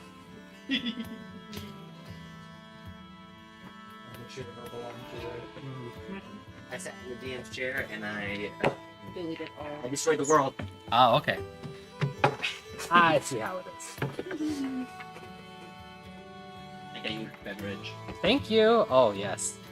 Frost is, Gatorade Zero, well, I guess it's not Frost, it's Glacier Cherry, whatever. Way better than that cucumber stuff, so. What is The being that cucumber gel? lime Gatorade is scientifically proven to be the best Gatorade there is. You can't like The that. science You is- cannot like that stuff. I think it's great. This cucumber lime? Yes. Ah. It is really refreshing. It has to be cold, but all Gatorades have to be cold. I can't drink a warm Gatorade because it's No. like making Kool-Aid in a cup with tap water. Oh. Which I grew up on but don't want to revisit. No, very much so. But no, I like it. Super strong cucumber flavor. Well, the thing is, like, I don't mind cucumber. Like, I like cucumber, and like, especially like, I drink, if I ever have a gin and tonic, it's Hendrick's gin, which has like cucumber in it, and you're supposed to put cucumber in it. But that Gatorade just, I don't know what it is about it. Maybe it's just too cucumbery I feel like it's a lime that somehow enhances it to make it too much. to make it too too much. too insulting to your It's taste. weird. It is weird. It's really good. Yeah. Tell us in the chat, what is your favorite Gatorade flavor? Yes. What is your favorite? Cucumber lime. Yeah. Mine is orange. I have never had cucumber flavored potato chips, and I think I can live without them. I've had dill flavored potato chips, which are amazing, but Sounds good. If they're cucumber flavored potato chips, no. Everybody- If they're cucumber chips, I would try it. everybody. Yes, Nat has the correct answer, blue, because blue anything is usually the best flavor. No, red Gatorade. I like Blue the and red are colors, not flavors. I like the red flavor. The red flavor? I like the red flavor. You would. Okay. Doesn't even Yeah. question. No, It's because I drank so much of it when I got my. I lopped everything off. I yeah, just drank that. yeah. Just love the. I Oh, lived off of it. yeah. No, red. It's for most candy and drinks and stuff. Red is good. Red is always good, especially like if it's fruit punch or cherry. But something about blue raspberry speaks to my soul, and I love blue raspberry everything. And like when I was a kid, I remember get a treat because we didn't really get candy, soda, or anything when I grew up in the middle of nowhere. When I would get these lollipops from like the corner store whenever we would go into town, and they were the God, what is the big brand of lollipops? God, that feels like weird just even saying lollipops. Zero? Like Tootsie the Pops? ones you would. The blow pops Oh, yeah. with the pink gum on the inside. Yeah. But they always had a blue raspberry one. And oh my God, the blue raspberry on that sucker, so good. Yeah, No. blue tastes like You know what blue. would be well, Say what? cucumber. No, no cucumber candy. Then again, I'm one of those evil people that my favorite ice cream. I was talking to a friend about this a couple nights ago. My favorite ice cream, I had it as a kid in Helena, Montana, at this old ice cream place, and I had it a bunch before I moved away, and it's still my favorite, and you can never find it for the most part, and I need to try and remake it, but it's black licorice ice cream, because black licorice ice cream is utterly amazing. It doesn't even taste like black licorice. It's like its own unique flavor, but God, black licorice ice cream is amazing, and I want some. I like huckleberry. Oh my God, huckleberry is amazing. Huckleberry is like the state berry of Montana, though, so I grew up with huckleberry. I think it is huckleberry. There's a little, I think it's a Vietnamese little shop over by Target, Yeah? and they have a huckleberry ice cream with this bubble waffle. Ooh. It is so yummy. Yum. You are correct about the huckleberry being the Fruit of Montana? The fruit of Montana. Yes. I'm the fruit of Montana, Yeah, thank you. the fruit of Montana. Huckleberries and And Kira. snort count too. Shut up! That doesn't count, the cameras weren't on. But the microphones are. That's dessert for Nevada doesn't have a berry, though. That's so weird that I typed... So bullshit. We have plenty of farms. I typed in State Berry, Montana, and it's like Huckleberry, and I typed State Berry, Nevada, and it's like Tumbleweed. right? apparent. Oh, that's her favorite word. I think our official state fruit is the cantaloupe. The cantaloupe. I mean, it's got to be something. It's been a long time since the main thing we grew was cancer rates in Utah. So Oh, real takes with Vale. How did The you do that? the heart of Nuclear gold testing. cantaloupe. Oh! World famous. I forgot that we did that. Did not know that. Yes. you pull up Google Maps and then look at like US 95 just north of Vegas, like a little bit west of where Indian Springs is, and then just scroll up to where the Yucca Lake is. You can see where all the craters are. It's hilarious. We don't Hilarious. have an official state fruit. Okay. Well, looks like I have a new job to apply I mean, for. it has to be funny because anything else is just existentially terrifying. Yes. Yes.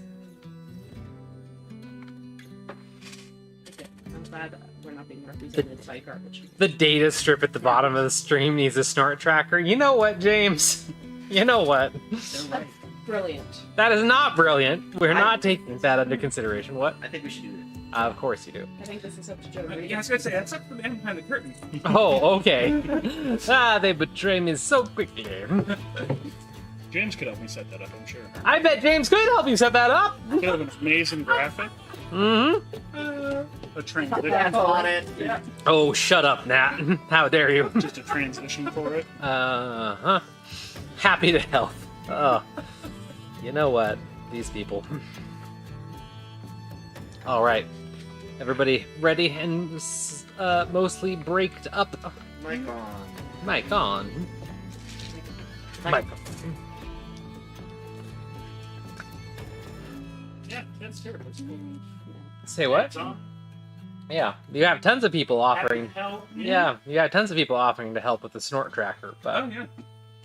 you know the thing is, I should be careful sassing them too, because considering I'm on in two groups with Jimtoon right now, they could easily put snort trackers into those. Oh. I don't think it's ever happened with Soulcar, because I don't think you make the Vulcan snort ever. But Maybe just in derision. yeah, they could make Soulcar snort in derision. But I'm pretty sure that in character, well, I don't know if they haven't made Anais snort in character, but they've made me snort in stream a few times, like once or twice. So I'm sure that Jimtoon could reuse that. Tracker. Sure. Yeah. You should have the Family Feud bong sound effect every time it comes up. Okay, we are not focused on the correct topics right now. We should go back to the stream. Yes, back to the discussion alcoholism, please. You know what? It's just a poor COVID, so not full on alcoholism. Yes. How you doing?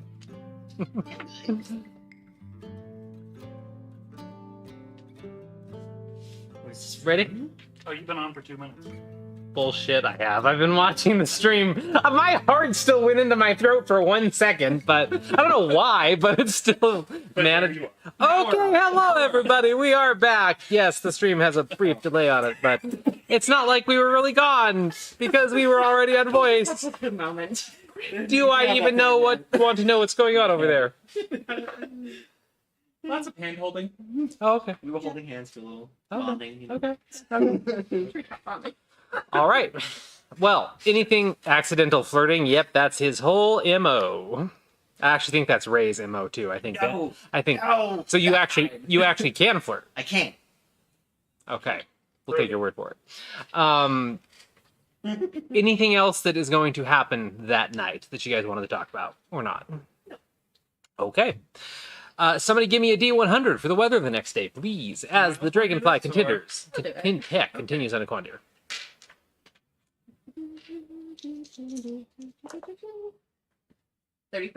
35. Whatever it is actually Cass's fault this time. Yeah. Wow, that is one way to look at it, I suppose. Continue the drama. So you said 35? Yeah. All right. So the next day brings nothing but light clouds. So beautiful sailing weather. The winds have calmed down a bit, and you guys continue to make good time. Kree is seen on deck throughout the day, working on their crossbow and practicing it a bit off the bow, and then spends some time buried in a couple different books, it looks like, but just seems to be keeping mostly to themselves. Skalea still is sleeping what would, for most people, be an unhealthy amount, and it probably is at least a very odd amount considering she's an elf, but she is spending a lot of time sleeping. Once in a while she still has a bit of a nosebleed, either when she's unconscious or conscious, and she can just wipe it away kind of thing, and it just becomes something she gets used to, for now at least. Anything that happens on this day? Vander would meditate with Sig if she allowed. Yeah, no, she would Hopefully help give her invigoration, sort of thing. just to like try and help her feel better sort of thing, or like maybe with the nosebleeds and stuff. Oh, that's a good idea. Or like a superstition thing for him. Yeah, I don't know if yeah. it would mechanically do anything. Yeah, but just let me join you sort of thing. Yeah, she would probably actually want to meditate on deck sort of thing. So yeah, they can end up doing some meditation together. One of the things that she brought with her in her duffel is a really beautiful 10 by 10 blanket that has, it looks like something out of your childhood almost in Treetop, that not something you had per se, but it's a beautiful 10 by 10 blanket made out of a very light material. It has a giant brown tree on it, and then just all over it are woven kind of silver runes, and it's a bunch of nonsense for the most part. Like, the runes don't really mean anything. They're more for how beautiful they look. And she tells you that her grandmother had made it for her. But it's what she uses to, like, sit on when she does, like, formal meditation and stuff like that. So she'd put that somewhere up on the deck to catch some sun and meditate with you for a bit. So. Yeah, hopefully that's helpful. Yes. When Vander meditates, does he ever do anything in particular? Does he have a particular practice or anything that he does with meditation? Like, does he have a blanket? Does he have a certain ritual that he goes through? Does he, hum to cast a spell? Like, just anything that's like flavor for Vander. He doesn't make noise. Okay. It usually involves incense. Okay. If they're on deck, he can just. It's a pretty still day. The only reason the ship's moving is because of the magical mast. So. Yeah, if it's pretty still across the water, he'd have incense then. What's it smell like? As I keep giving Ray heart attacks. I feel like I just want to be silly and say myrrh.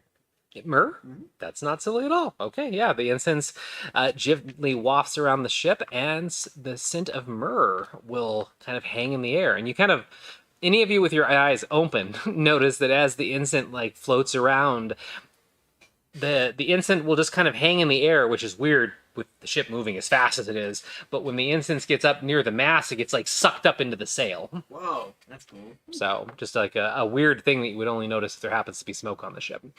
But yeah, you and Sik can spend some time meditating that day and just taking in the sun on the deck. And she seems very relaxed as she does. She switched at some point today. She switched at some point this morning from the pajamas that she was wearing into just kind of a loose black tank top and a pair of kind of gray capri pants sorts of things. And she's going around barefoot. And she's sitting on the blanket next to Vander, meditating. Sadi and Cass, anything big that we're going to do today? I think I'm gonna help Sonny helm the ship. so you don't have to do that the entire time. Another, like, this is how you actually sail a ship lesson. Hey, I did really well the first time. No, as I said, like, that's another lesson. Yeah. Yeah, another lesson in ship navigation. Okay. So we can go ahead and you can actually, I don't think I had you make a note of anything in the first time, but kind of like in your skill sheet area, because there's not really a good D&D equivalent for what I want to track. So you can just like make a note of ship proficiency too, pretty much, because it's like the number of times Sonny or somebody that is an experienced sailor has given you a lesson on sailing. So, Hey, yep. new skill. Say what? Got a new skill. Yeah. So you spend some time getting some sailing lessons from Sonny as you guys cut through the water on this beautiful day. And as they finish their meditation, Six going to kind of flop over onto her side and prop her head up on an elbow when she reaches kind of the completion of her personal practice and looks over at you and just kind of quietly waits for Vander to come out of it. He's like, Peeks open it. you know, Are you done or was I that loud? I'm almost done. Oh, well, let me know when. And she's just gonna sit there and smile.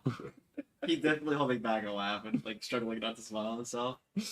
Eventually, he'll finish. I have an idea. What's your idea? I really think that your ship, and she kind of rolls over onto her back so she can look up at the mast and lays there. I really feel like your ship needs a crow's nest, and we don't really have the materials for one, and I don't think Sonny would like us cutting the ship up right now. But I have a ton of blankets, and I was wondering, I think I know a way, I think I have a good idea of how to rig a really stable crow's nest that's more of a, what's the word? I know in Elvish, not common. Elvish, I know Elvish.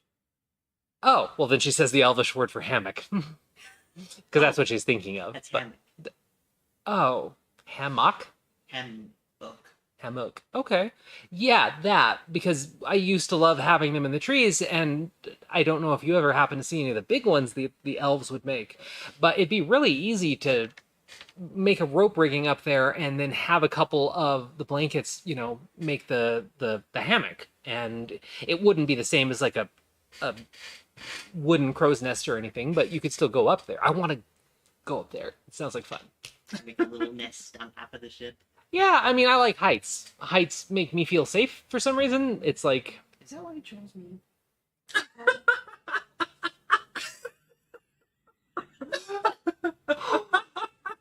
She buries her face in her hands and goes bright cherry red. I could certainly take you on heights. It's like us. What did you say? I could take her to heights. 2 heights? No, you just watch this beautiful juxtaposition of the bright red skin around her hands framed by the blue hair, and you just watch the blush spread down onto her chest and then over her shoulders a little bit, and she starts laughing into her hands and kind of like looks up eventually and goes, no, that's not why I picked you, but that's... Is it bonus? Yeah, it's a bonus, I guess. Oh my god. Oh, you're gonna have to meet this dude at some point. Okay. No context. No context. Like, I don't know No, who this is. she told you who her god is. Oh, that's the god. Yeah, on this her- dude is the god, her demigod that she follows, the demigod of Arlia. Yeah, With the way you talk about him, it sounds very fun. you're gonna get along really well with him, so I think you're gonna like him a lot. But is that why I picked you? Oh my god, that was effortless. That wasn't intentional to be. Was that intentional? Were you singing me? It wasn't an intentional, like, what was it saying? It wasn't. It's there's actually not an Elvish word for that as far as I know, but it's just a zing is when you... Oh, my head. A zing is when you get somebody with a joke in a very clever way. Oh, yes, that was intentional. Oh, okay, well then, blush again. Anyway, I feel safe the higher I'm up, most likely because of treetop, but in general, I like having a bird's eye view of things, and I hate being underground. Cave systems I hate them so much. Not like I can't deal with it, but I just don't feel as comfortable there as I do in the sky, sort of thing. So yeah, I think that we should try and build a crow's nest if you like that idea. Plus, I would need help. Sure. All right. Well, then over the next couple of days, that's going to be her project with Vander. And she's going to use... You guys have plenty of spare rope on the ship in the stores, and she's going to use some of the blankets that she brought. Not our meditation blanket, but some of the other ones. God. The chat comments keep getting me. She's waiting for him to finish. That's true affection. I'm not finishing. Your sentence when you were talking and Oh. Sick was waiting for you to finish the sentence.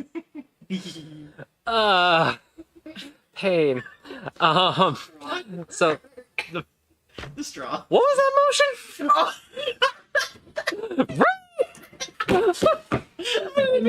Here we witness raised.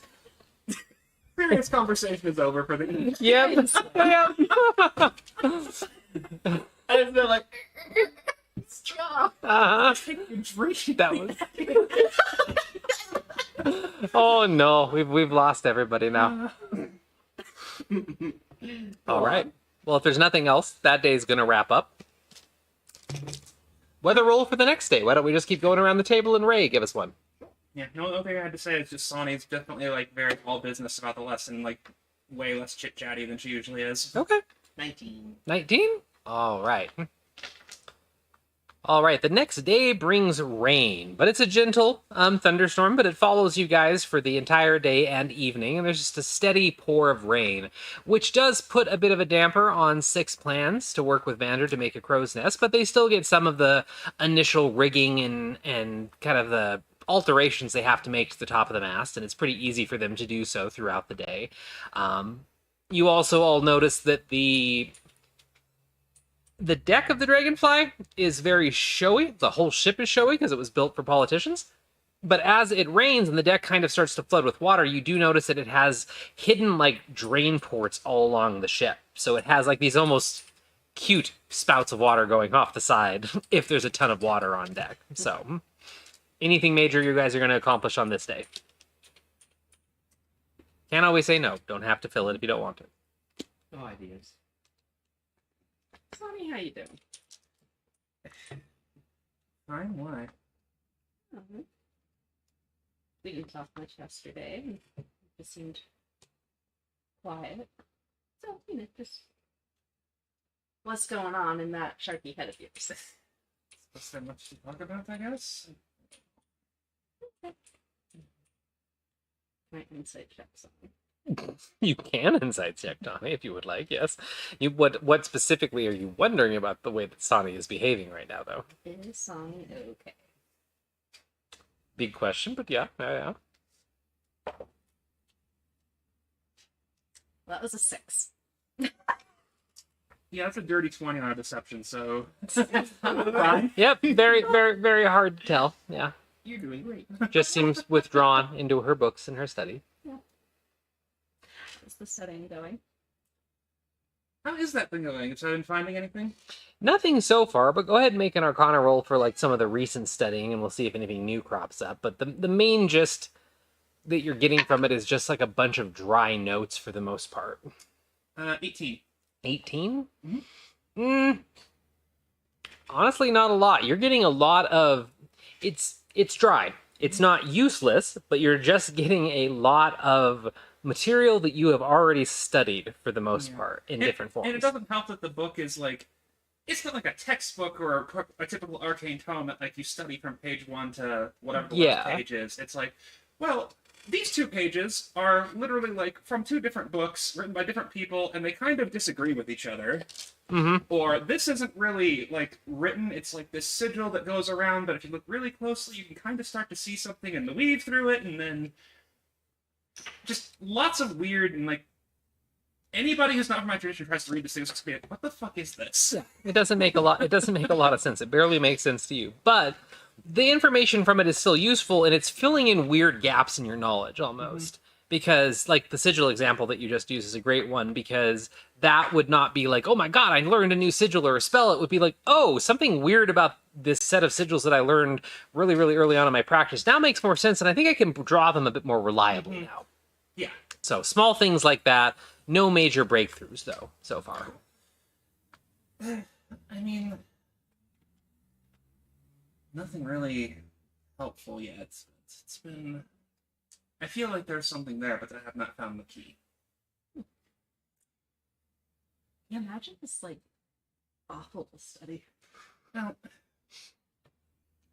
this book is... This is less studying, and it's almost...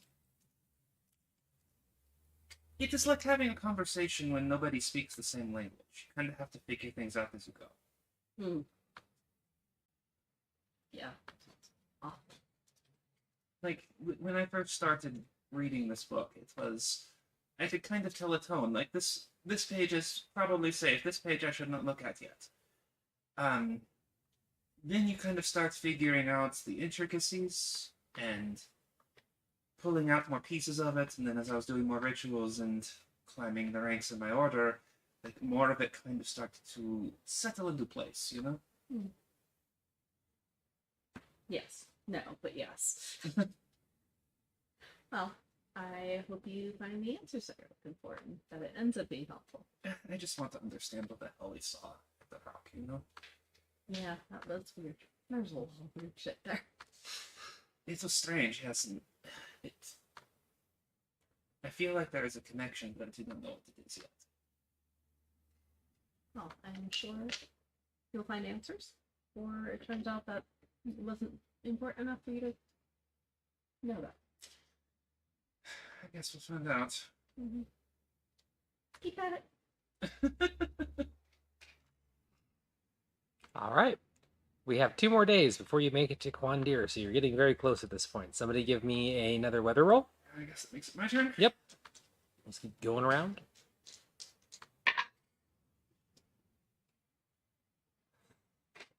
86. 86. Which I got 84 last time. That's for a lot. You did. And today is going to be scorching heat. So, not much wind. Thankfully, the ship keeps on going due to the enchantments on it, but the heat is unbearable. Almost unbearable, especially on deck. It's a bit better below deck, but it's just one of those scorcher days. So, anything in particular happening on the Dragonfly today? Or tonight? Surviving the heat. I mean, yes, it's a great day to, scoop fresh water out of the sea. There's also, you guys could always lower it. You could always stop and swim if you wanted to. Take a bit of time doing that. But plenty of ways to cool down out on the ocean if you want. That sounds like a good way to be eaten by a kraken. I mean, number 1, fuck you. Number 2, yes. But yeah. Make some refreshments. Make some refreshments. Iced tea. All right. Well, it sounds like that day passes pretty uneventfully then. Nobody wants to do anything when it's that goddamn hot.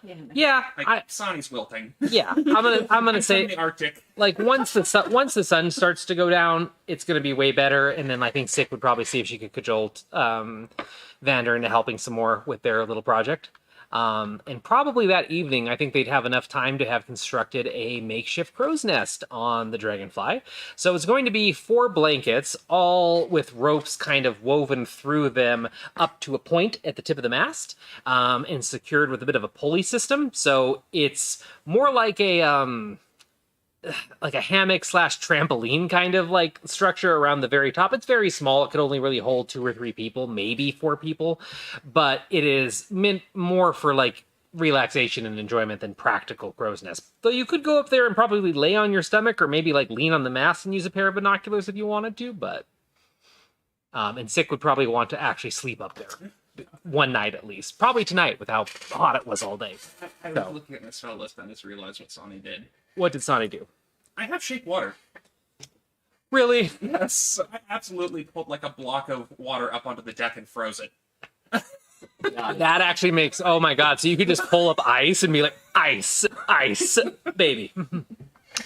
Awesome. Yeah, I can move water around, and then I can freeze it. Yep. As long as there are no creatures in it, it unfreezes after an hour. Yep. All right. I figured Sonny was just like jet skiing off the back like you had been doing, and is like, thank goodness Cass can drive. I'll be soaking. All right, for the last day at sea, Cass, give us a D100.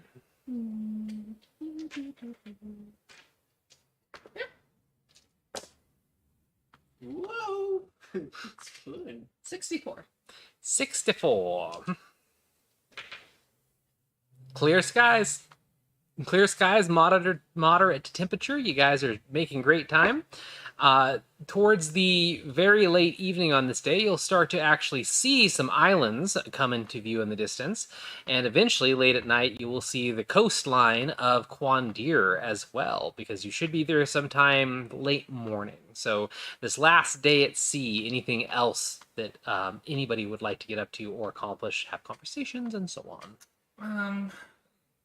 I think Sonya will want to confirm with Skalea, like, where we're putting into port and what we should be expecting when we get there, since she's been to the area before. Okay.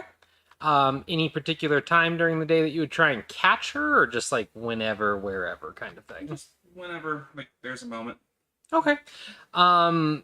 She's sleeping a little less, though still pretty damn heavily for someone, for an elf. But you're able to catch her just as she happens to be like wandering up from getting a cup of tea with Vander, and looks like she was about to go up to the crow's nest to hang out some more. And she has a book in her hand, so you can catch her then. Skalea, may I have a moment? Yeah, of course. What's up?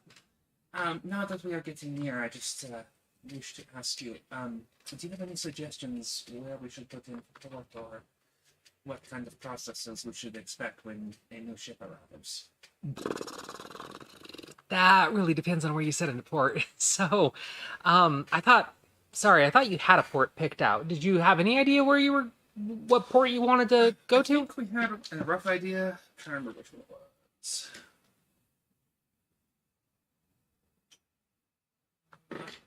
Sorry, the font on the cities is not always the easiest thing to read. Sorry.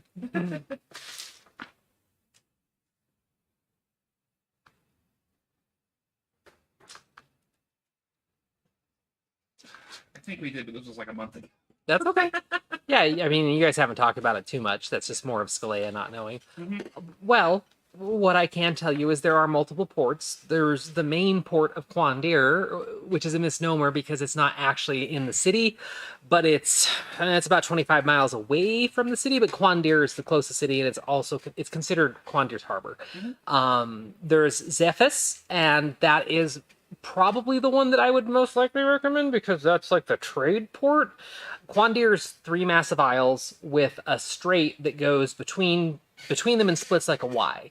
And Quandir, the capital, is on the top half.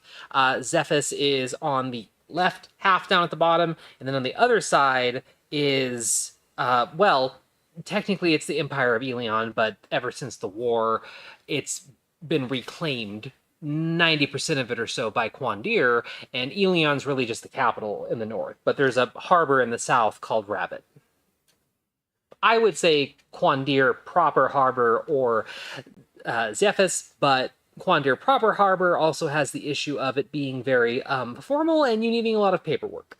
So Zephys is probably the best idea then. I mean, I can get you into Quandir because you have a ambassador on board sort of thing, so they're not going to like the lack of paperwork, but I can tell them to suck my...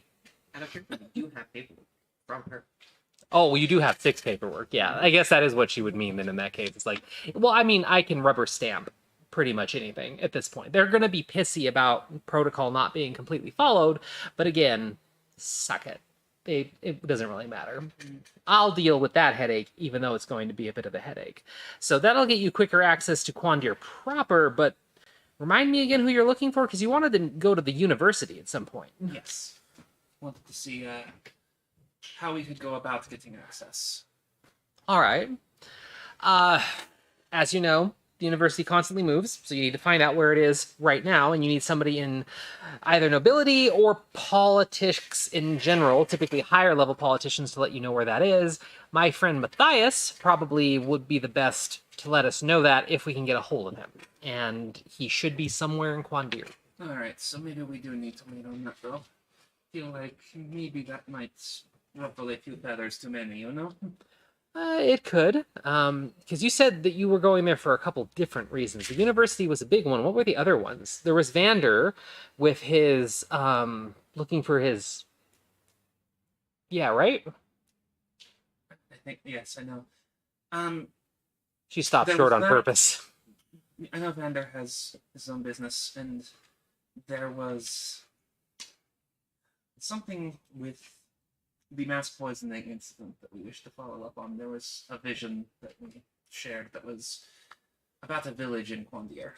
You did mention that. That's what I was thinking of primarily. Did you have any idea where this hallucinated village might have been? Like which part of the continent? I don't know which continent it would have been on. I know it was near the sea, up on top of cliffs, and there was some kind of a problem with a golem a few years ago. The breadfruit. I remember the breadfruit. That's a very sensitive subject too, because it's their one of the main things that they can only produce in Quandir. But I think asking around trusted nobility would probably be a good way to find your answer for that, if you don't have any idea of where it is now. I think we are rather reliant on your contacts if we wish to speed this along, unfortunately. Well, as much as it's going to pain me, I can put my armor back on, put my hair up, and be an important bitch for you all in Quandir, and get into those hobnobby circles. I'm going to say that if you want to take advantage of me in that aspect, Quandir Port proper is probably going to be the best path. So, Thank you for the information. Sorry for holding up for so long. oh, you're fine. It just, you're going to want to let everybody know to be on their best behavior and their best dress, and if you thought anything in Orashire or Vinzor was formal, you're all in for a bit of a surprise. Not to say that you haven't been to formal places before, but they love to stand on ceremony there, and even when they're not standing on ceremony, they are an uptight bunch that presentation matters to them. So, I see. Do you have any suggestions on that front? I'm not really sure what their idea of formal is.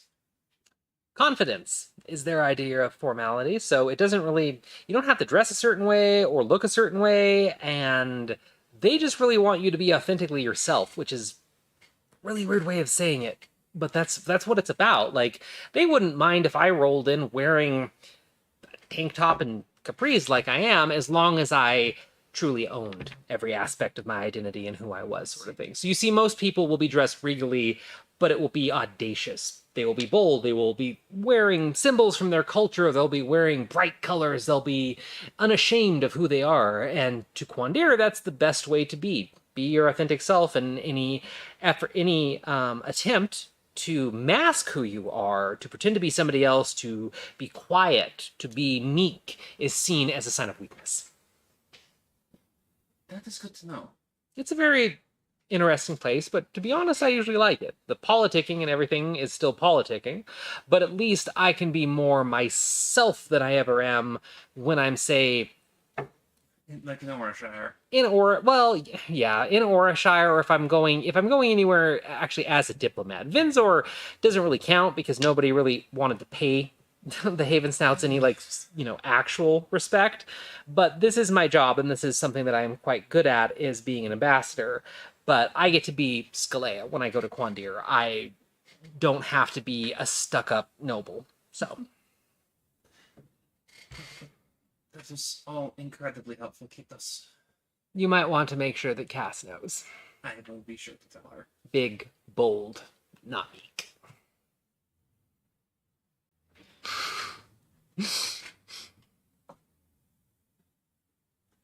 All right, and then Sonny won't hold her up any longer. Okay. Yeah, she'll nod and crack open her book and read it for a bit as she walks over to the mast and leans against it to get to a better stopping point and snaps it shut and then climbs up, um, climbs up the mast quite easily, bouncing from sail to sail until she's up in the nest and she plops down, lays down, and reads her book. And Sonny will make sure everybody gets relayed. It's like, okay, so this is kind of the expectation when we're there.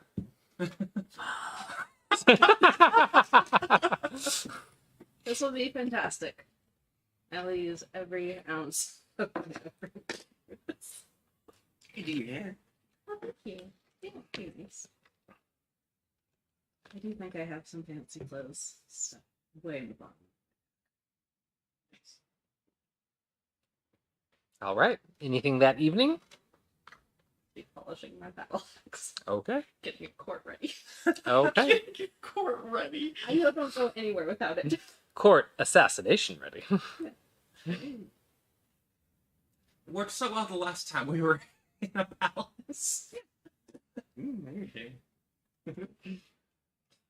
All right. Well, the evening passes uneventfully, and let's just get a weather roll for the final day, even though you'll be arriving here in the morning. Still. 21. Hurricane, no. The boat lasted one voyage. And off it goes. Yep. It actually begins to snow very so lightly as you get close to Quandir, and you guys have been noticing for the past. You had that scorcher day, but ever since then, the temperature has been dropping rapidly, and it's still nice outside. But as you get towards Quandir and you start to wrap around the island towards where the Bay of Quandir should be, the clouds. Very light gray, but snow starts to fall. So This has been some wild weather. it has been. The seas can be like this sometimes, and then that's even before you get into sometimes the disturbances and the weed can change the weather. Yep. The more. Oh, go ahead. I was gonna say, how far away from Port are we? We're picking up right now about 50 miles or so. So you guys have a couple hours. Cool. Yeah. Then I think you're ready. How does Vander get ready? Describe to us what Vander will be wearing when they show up in Quandir, or what. Oh, come on, artist! I know you can do it. Yeah, you're right. It's my job. Come on. The sudden confidence, just like, oh yeah, I got this. He would definitely do up his hair, nice pulled back, fancy style. He doesn't have ornate jewelry or anything like that, just his normal wraps and stuff. So he'd have his wraps, but they're a little more tended to, cleaner. Mm-hmm. He'd have actual robes on, so he's wearing a freaking shirt. And he has sleeves. It's like, oh my god, Yeah. actually putting on clothes. Yeah, he's actually wearing stuff. Kind of combined with what Matilda gave him with what he already has as Okay. well. Just even more formal than what he has previously worn, like with Sick. Mhm. So there's more cloth. More cloth. So more like what he wore on the date then, or That, back but in more.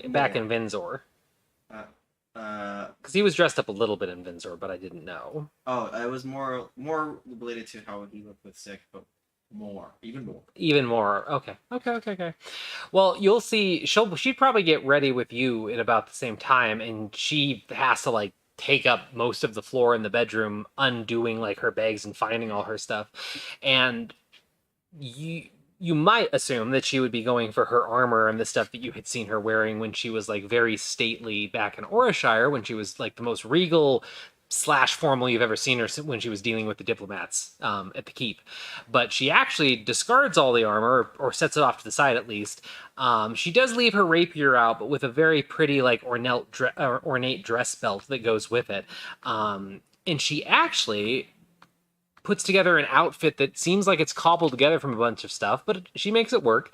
And the main piece is kind of a blue, purple, black corset. So she puts on a corset. She has kind of like a cape that goes over it that has like half arms on it. Pair of pants, really high, like knee-high boots. She's dressing way more provocative than you would expect Scalia to dress / have seen her dress, but it seems like it's a calculated thing. The pants are dark blue, the boots are jet black leather, and the belt has a modest but very sparkly amount of gems inlaid into it, and it almost looks like she's putting on something that you'd expect like somebody to wear at a play or a theater sort of thing as she's doing it. And you hear her just kind of like laughing and muttering to herself as she goes about it, and she puts on like a set of silver bracelets on one hand, a couple rings, and she puts on a really beautiful necklace with an orange gem in the middle of it that has a bit of a sparkle to it. And she just spends quite a while getting ready off to the side, and you probably got ready much faster than she did. He offered to do her hair as well as Cass. What can you do? How long is her hair? Her hair is like shoulder length. I could pin it all back, do a little like French braid on each side, and do like a crop top. What is the France equivalent? What is the France equivalent? I actually don't know what the France. Well, actually, no. Let me bring my own map up. I'm sure I know this because I just had my map up and was reminiscing about a couple different things. The closest thing, I should just say Amaris, which is the France equivalent in Dara, the Second Age. It would actually be over in... Yeah, it'd be in Kor. Because Kor has a lot of cultures that are a little similar to that. So probably Phaedron in Kor would be the closest, but a Phaedron braid. But yeah, she gets very giddy and excited at the fact of someone doing her hair. To the point where you're like not really sure why it's such a big deal to her, but like she lights up like a kid for some reason when you offer to do her hair and her eyes are sparkling and stuff. And she's like, yes, please. And it really doesn't match the outfit that she's wearing at all, like the childish, like happy, like kid energy kind of thing. So yeah, she'll be very excited if you do her hair for her. And he'll like take her hand and say, "May I?" He like pulls out a wrap. It's one of his. May what? Yes. Like a. Have you played Dragon Age 2? Yes, I played Dragon Age 2. And then I shouldn't need to say anything. No, but to the character you do. Scalia. At least you understand. Yes, I understand what you're going for, but Scalia, when she started blushing and is very unsure of what you're trying to do, so you should explain it to the poor elf. You have to actually roleplay it, Ray. For those of us who haven't played Dragon Age. Exactly. Ah, fine. A subtle hint. Oh, that like you like me? Okay, yeah, sure, yes, please.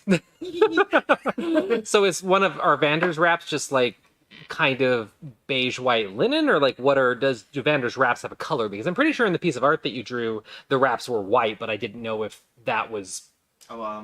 So for his outfits are mostly like reds, anywhere from a red to a purple. Red to Or a purple. white. Or Okay. White beige. So it's like a red wrap. A red wrap. Okay, well, perfect. It would accent the orange necklace very, very nicely then. What are the two of you doing to get ready? Well, since apparently ostentation Yes. is the way we have to go, I thankfully have some very vibrant chainmail.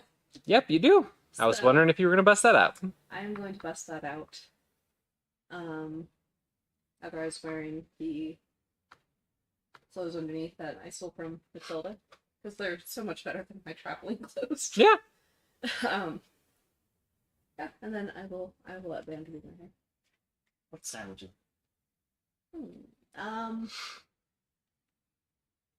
Dealer's choice. How long is your hair? Also about shoulder length. Okay. Don't want to do the same thing twice. Yeah. I don't know a lot about hair.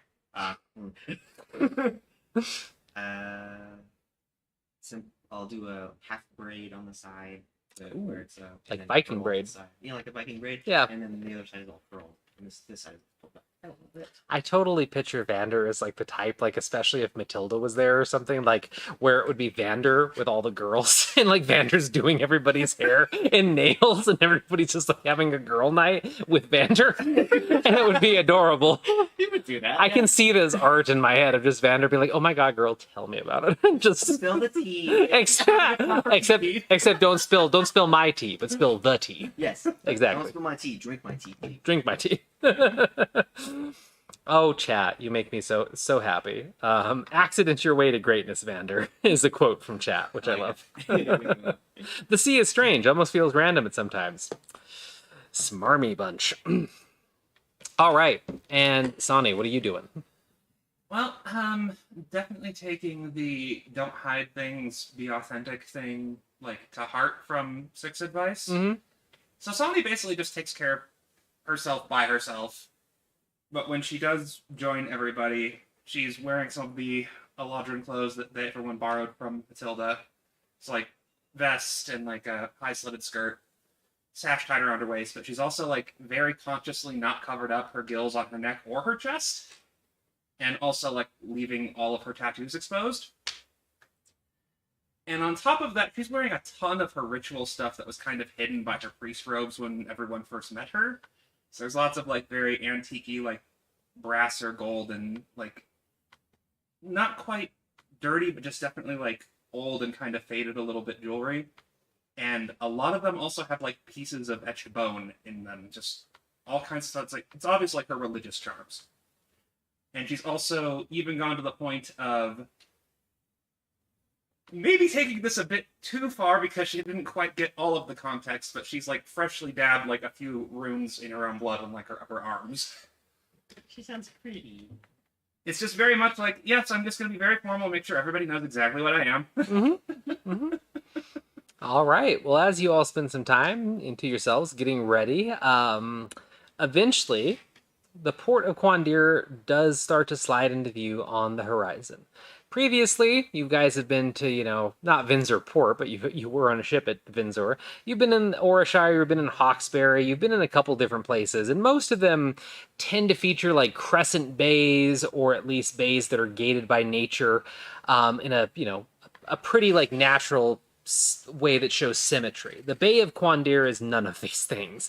It definitely looks like this area used to be a valley, and part of the valley that bordered the sea was destroyed in some violent fashion. Who knows if it was intentional or not, but the entire area looks like a very hazardous one for ships in general as you get close. There's bits of coral sticking out of the water, there's rocks everywhere, and you definitely do have to go a very weird way around to find deep water to get into the bay where you see other ships fleeting in and out. It's a very big, very busy port. It's very easy to follow the other ships, but the whole bay is misshapen and doesn't make a lot of sense, and definitely almost feels man-made in some way. But it is a massive port, one of the largest, probably the largest you've all ever seen in your lives, and it is a very busy one. And while Quandir is 25 or so miles away up in the hills in the distance, you can see a massive amount of twinkling lights up in the hills as there's kind of a dark cloud hanging over it for the most part. But the bay itself seems like it also has a ton of buildings and individuals there. There's about 50 to 60 ships that are docked at the moment, with others coming in and out of the bay. And as you get into the bay, with everybody on deck, Sick can easily direct you all towards an area where there's free berths, and she suggests where you should dock. And when she comes up on deck in her new outfit, she also has a pile of scrolls that are all freshly wax sealed with her symbol, and she has them clutched in a hand as she's wearing her rapier, and has a couple of her just pouches on her belt as well. Anything else y'all are doing to be ready? I don't think there's much else to do except hit the dock and make sure we find whoever the dockmaster is. Well, I sent a sending last night to Matthias. He is buried in a few things, but he should be at the dock today, eventually, to say hi to you all. I'm going to have to go spend a while getting this paperwork processed and yelling at the right people, is the best way to put it, to make sure that they don't get too pissy about me showing up here unannounced. So I'm going to be gone for at least a day or so, hopefully just until evening, but you never know with these people. But hopefully we can find Matthias and you can talk to him. He should be able to at least tell you more about the current location of the university and maybe even secure travel there or offer to help you find travel there. And then there's the dream that you all had. You were still looking for that town. Matthias probably would be a good resource too, but then again, I bet since you're in Quandir now, you could ask a lot of people about it. If it's old history, it might be a little bit harder, but...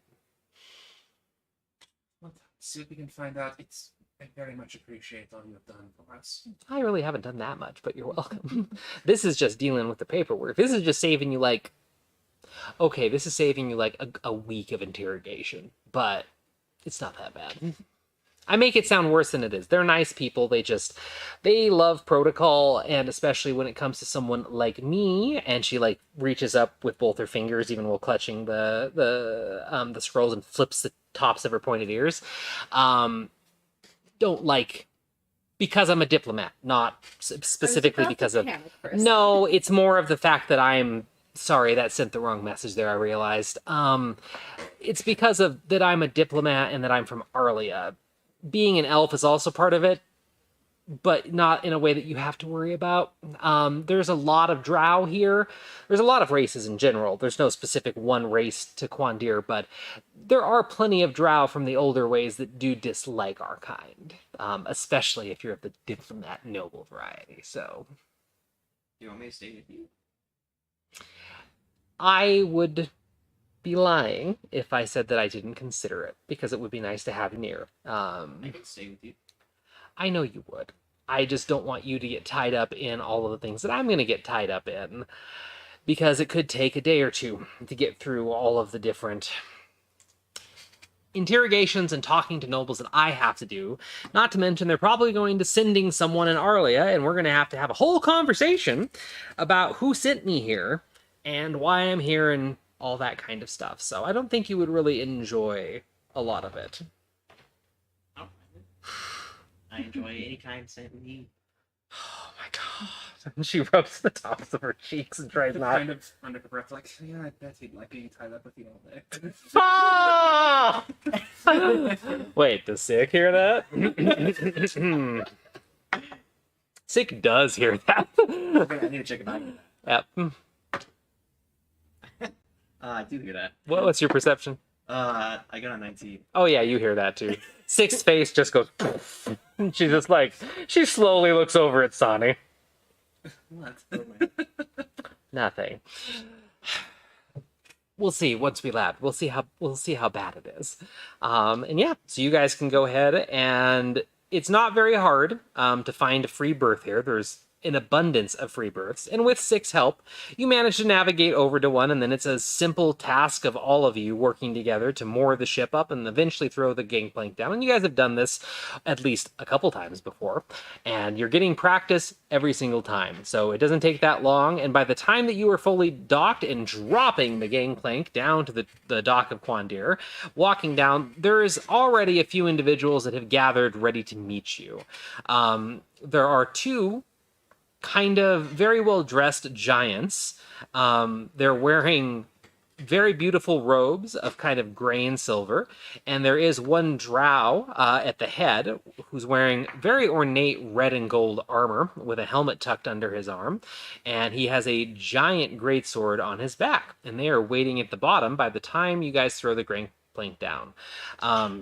Skalea kind of steels herself through the whole process and takes the lead to head down for all of you, and you see her just kind of puff up her chest and like get ready for a confrontation of some type as she's at the top of the gangplank. But then she bursts into like a big smile and confidently strides down the gangplank, and you all notice that scrolls in this hand, she kind of flicks it, and I think, at least in this relaxed environment, you guys probably don't even need any rolls to recognize this. It looks like she charges her hand with a spell, and you see it glow slightly golden, and Cass would probably at least be able to identify that it is a smite that she put in her hand. I would recognize Yes, so you can see that she casts smite for some reason. And as she gets to the bottom of the bottom of the gangplank, the drow male walks up to her with kind of a haughty look in his face and puts a finger in there as if he's going to say something, and she slaps him as hard as she can across the face and discharges the smite, and you all see like a golden poof against his face, and he staggers to one side, and both the giants go and they just like step back for a second, and he just like stumbles, gently rubs at like the wound on his face now, and you see wisps of magic curl up from it, and as he heals himself, as he stands back up and cracks his neck, and he looks over at her and goes, "Oh, you bitch, it's good to see you again." And she jumps over and gives him a massive hug, and the two giants just kind of share a look and just shake their head and walk off, and one of them calls, "You best bring your paperwork once you're done saying hello," and they walk towards the end of the dock near land. And yeah, you see Sick hugging this man, who picks her up off her feet and gives her a bit of a twirl, dropping his helmet to the dock. Oh, Hercules, I'm glad we don't have to greet anyone like that here. Yeah. Somebody just grabs the amulet and puts it on. Make sure everything's locked. Where we go? Yes. I'm locking all the doors. And Kree, since Kree's staying on the ship, Kree also made sure to offer to, keep things locked, let you know if anything happens. So, Kree has sending. yes, Kree does have sending, so Kree can always send if something's needed. All right, so what are you guys doing? Follow. Follow? Well, she's down at the end of the dock, or she's down at the end of the gangplank, hugging this individual. Just follow down to the dock. Well, by the time you guys get down to the bottom of the gangplank, she's set back on her feet, and the two are laughing and just sharing like a knowing look. And she pulls back a bit and gestures at him and goes, "Everyone, I'd like you to meet my longtime friend, Matthias."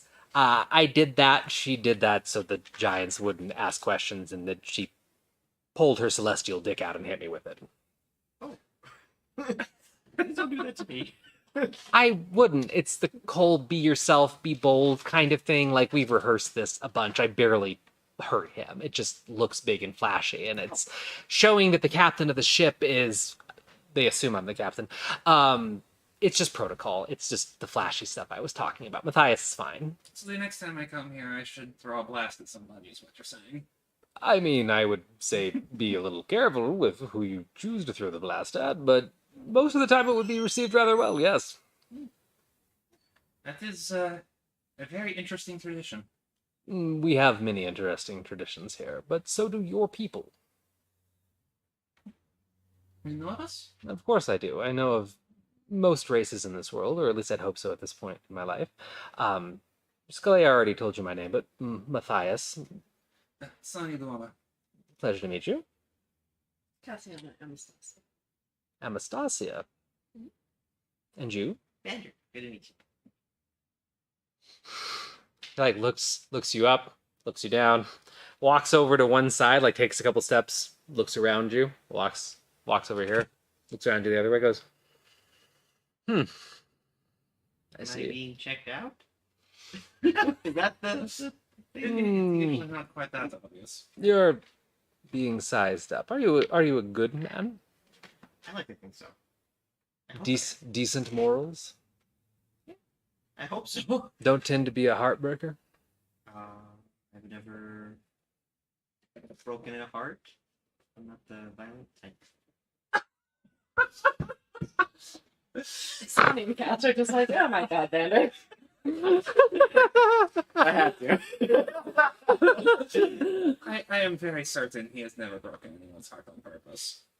On purpose. I can't speak for his entire life. I see. And you notice, like, eventually, as this is happening, you're noticing, like, Sick just with her, like this, right next to Matthias. You shouldn't break that one's heart. I hope I won't. I don't want to. Good. I'm just saying. Don't break her heart. She's quite dear to many of us. She's dear to me too. You didn't have to say anything, Matthias. He smiles a wicked smile, and you notice that his teeth are oddly pointed, almost reminding you of a vampire briefly. I didn't have to say anything, but I wanted to embarrass you and also rattle the young man and see what kind of character he is. And I see what you mean. Very cute, though. Huh? Well, it's a pleasure to meet you all. Welcome to the great nation of Quandare. Skalea, or should I say Sick, said that you had a few things that you wish to discuss with me. I have some quarters nearby, diplomatic quarters, but they're still nicer than standing out here on the docks if you'd all like to talk. But I believe she does have a date with some giants for a while. So we have heard, yes, and whatever shelter you can provide, I'm sure would be more than adequate for the conversation. Oh, it's quite comfortable. It's meant for diplomats, so very posh, just like your ship. Beautiful vessel, if I do say so. I'm growing quite fond of it, yes. I mean, a worthy vessel for we, the heroes of Warwickshire, That is exactly the type of energy that you need to bring into Quandare. can bring that. Gaspard's been teaching me. Is there another member of your crew? They're staying on the ship. Oh, it's always good to have someone keep an eye on the ship, especially in these ports. Well, it is safe. There are still pirates. Oh. Well, thankfully we didn't run into any of them. Well, and you were quite lucky. Anyway, it's great to see you again, Skalea, and we should catch up properly once you deal with all the paperwork, but don't let them push you around too much. Not that you let them. And she just kind of eventually, she drops her hand from the embarrassment and rolls her eyes at Matthias and whaps him on the shoulder again. Yes, you should all spend some time with Matthias. If it gets bad, I will send a sending for you. I'm only going to be a couple buildings down, but I'll see if I can cut through some of the black tape that surrounds the city with these scrolls, and we'll see how much they rake me over the coals. Okay. We'll see you soon. See you soon. And she nods at everybody and kind of glances at the cute little red on her wrist, the bit of cloth from Vander, and then heads out down the docks towards where the giants are still kind of walking in the distance to some kind of administrative like stone building, it looks like, on the docks. And then Matthias is going to pick their helmet up from the dock and kind of gesture for you to all follow. And you get to walk down the docks that you're moored to here in the Quandare Bay, or Quandare Port, I guess. And the wood that all these docks are made out of is pretty dark. It almost seems like it's been burned intentionally or unintentionally. And as you walk, you notice that this dock is very stable, very well made, very unlike anything you've been on in a while, such as at Hawkesbury or Orshire. You see the wide variety of ships moored here, typically very noble, very elegant vessels, though there are some more common ones. Yours definitely seems to fit in the more elegant crowd, though. As you reach the shore, there's a giant bustling cobblestone street that leads off into like different small buildings nearby. It seems like a lot of them are administrative. There could be an inn or two, and there's definitely a lot of warehouses or just storage down here. And it looks like off into the distance there is a road that leads up the mountain. That's kind of like the main path to the city that you see a lot of individuals traveling to and from on the kind of black lava stone road that leads up. Matthias leads you all to a building that is pretty plain on the outside. Looks like a lot of the buildings around. Looks like the one that Skalea headed off to, about 6 buildings down. And he opens the cherry wood door on the front and ushers you all inside. And on the inside, you find a single room house that is pretty much a giant foyer with beautiful carpet, chairs, coffee tables, and in one corner there's a desk that is stuffed miles high with paper, and a giant cushioned green chair behind it. And he closes the door after everybody's inside and motions for you to sit wherever you would like, and goes to hang up his cape and his helmet on some hooks near the door. And then after he does that, he pops off the top of his breastplate over his head and hangs it up too, and you see that he's wearing just kind of a loose black linen shirt. And after he adjusts his shirt, he walks over to the desk and grabs a stack of papers, and as you all find your seats. We just got raided. We got raided? Who we get raided by? Illusia Isles. Illusia Isles? Elu. Elu Isles. Not Well- just Elu. Elu. Well, thank you guys so much for rating us. Hi, we're Prismatic Dragonfly. We're a stream from Mythical Family, a place that is designed to foster and create spaces of all types for inclusive and diverse gamers of all types. Wow, I butchered that. I'm very tired at this point. I'm so sorry, Raiders, but thank you for rating us.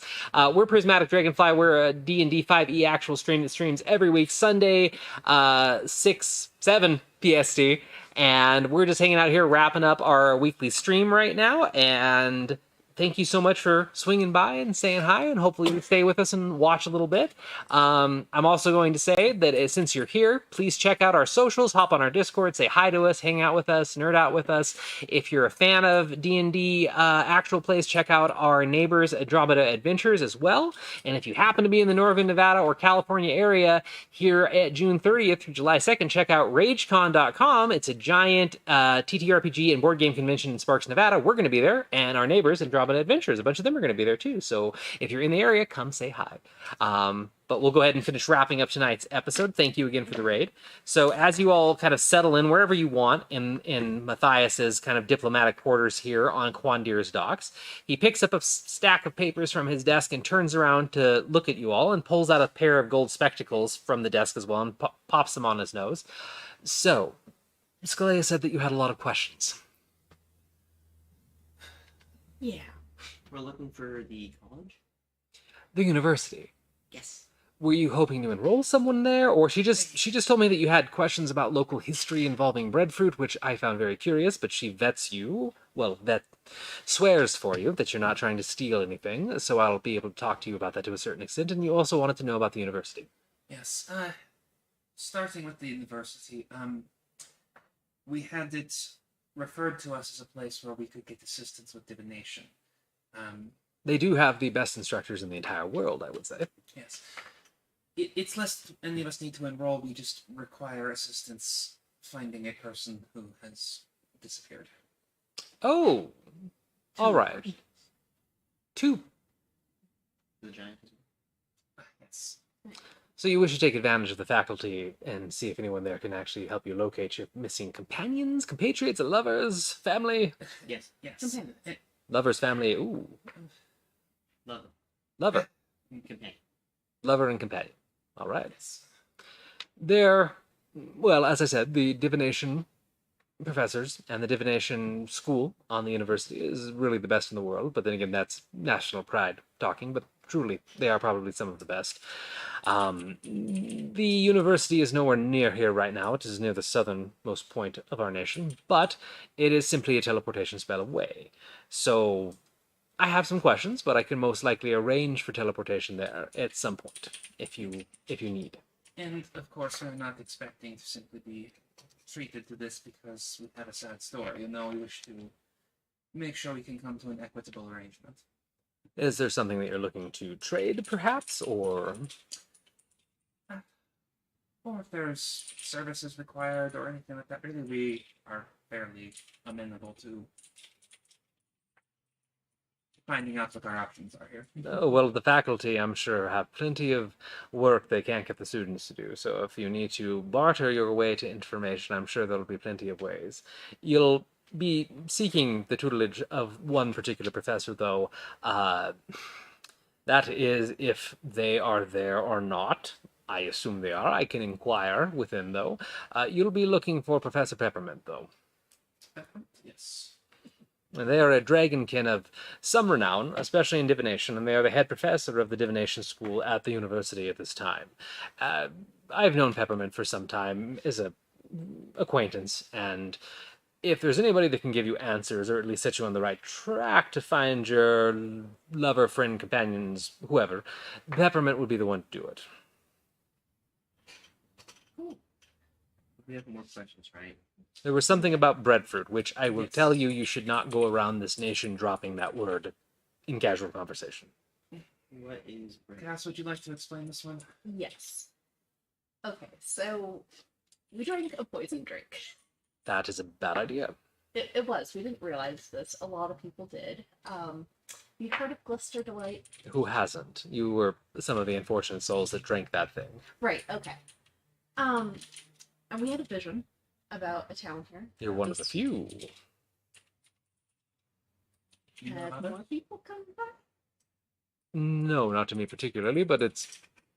Do you not stay apprised of world news? We've been a little busy.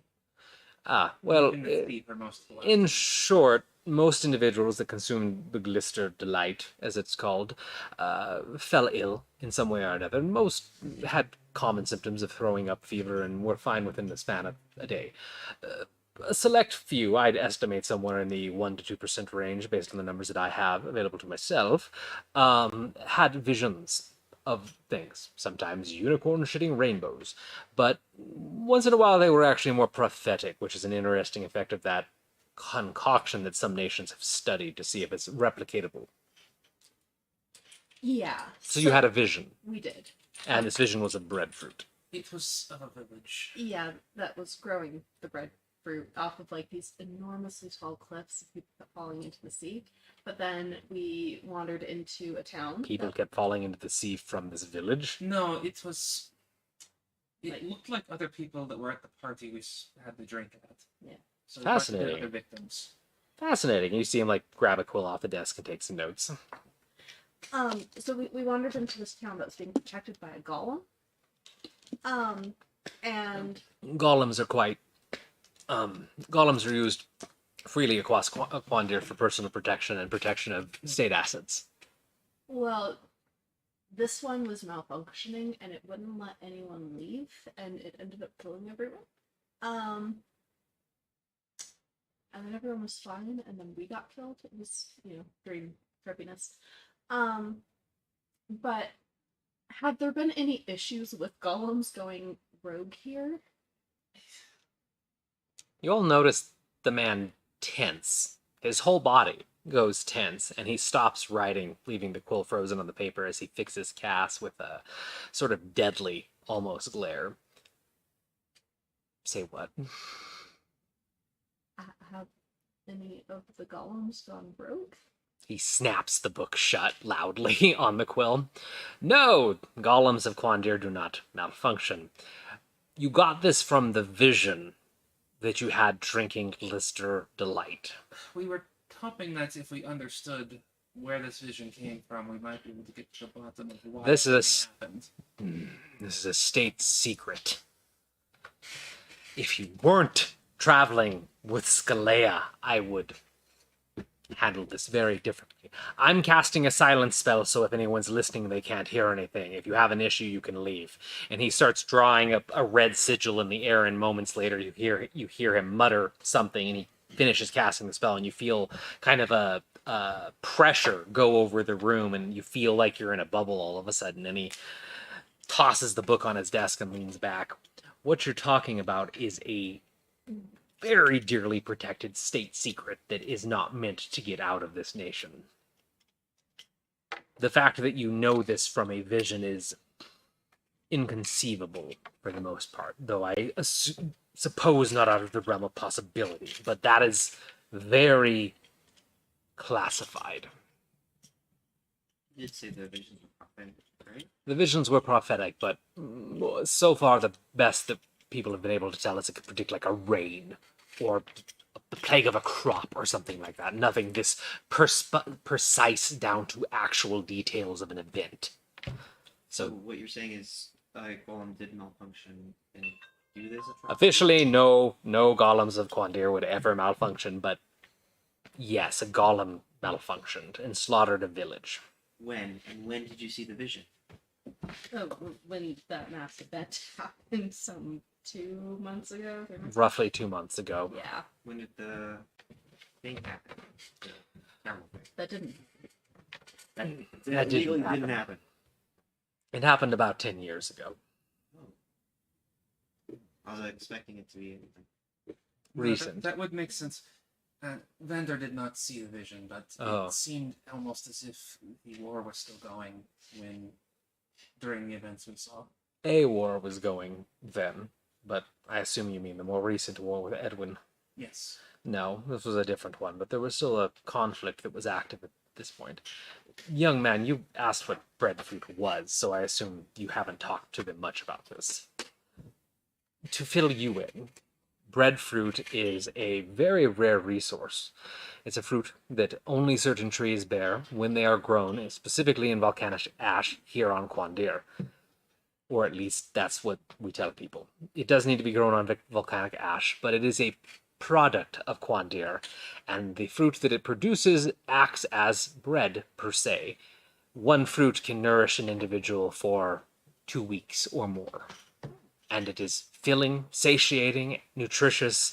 It's all things. And the world's known of breadfruit for thousands of years, but we've managed to protect it as our national resource because you can understand if anyone ever took it from us and was able to easily replicate it, how quickly it would make our troops not have an advantage anymore when it came to war and conflict.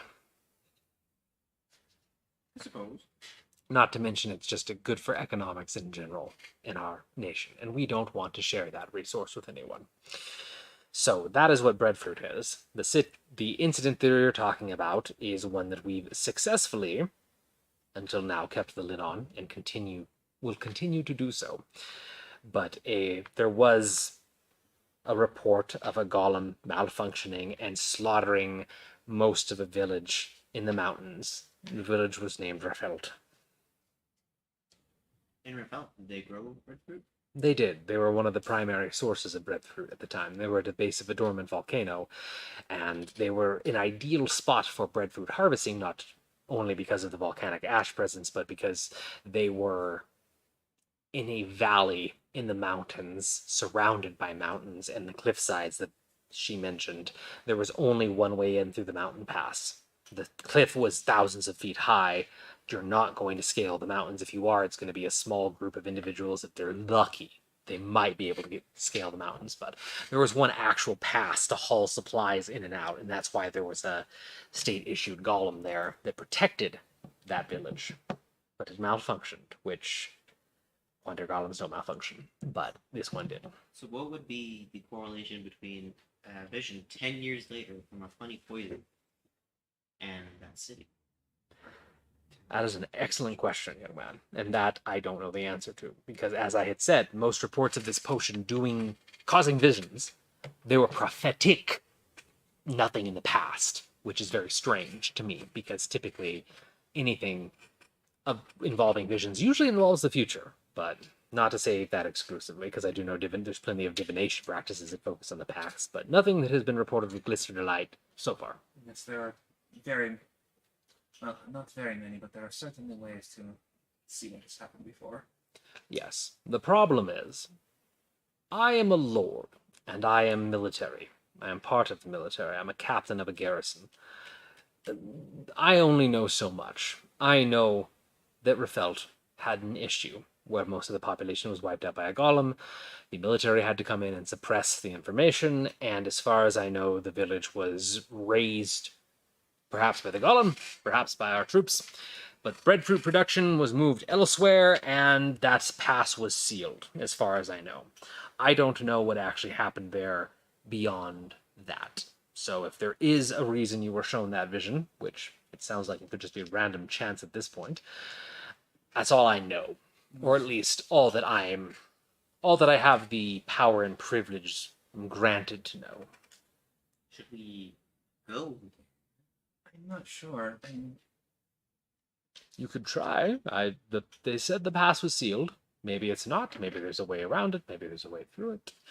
Doesn't mean that they might not have left a golem to guard the runes of it. As I said, I don't have the clearance and station to have all the information about it. Definitely not something most people would ever talk to you about. So, have to be more circumspect about that one, yes, understood. Yeah. It is very interesting, though, that you saw that. Yeah, It makes me wonder why. and this like woman who's just extremely pink was like, you either An extremely pink woman. yes. What, like you? No, like No. Like, No, everything dyed pink. cloth. Dyed cloth, artificial. Oh, okay. Extremely pink woman. Yeah. And she was like, you like either live long enough to become the villain or you die No, here. the heroes always become betrayed, I think was what she was saying. Yeah, something like that. And for some reason, there was some association between that and this vision, and why both of them were involved in the events of this poisoning is very confusing. I mean, maybe she was the one that made the golem malfunction. I don't know, but Vander, could you expand on artist? Or is that just right? Okay. that's just right.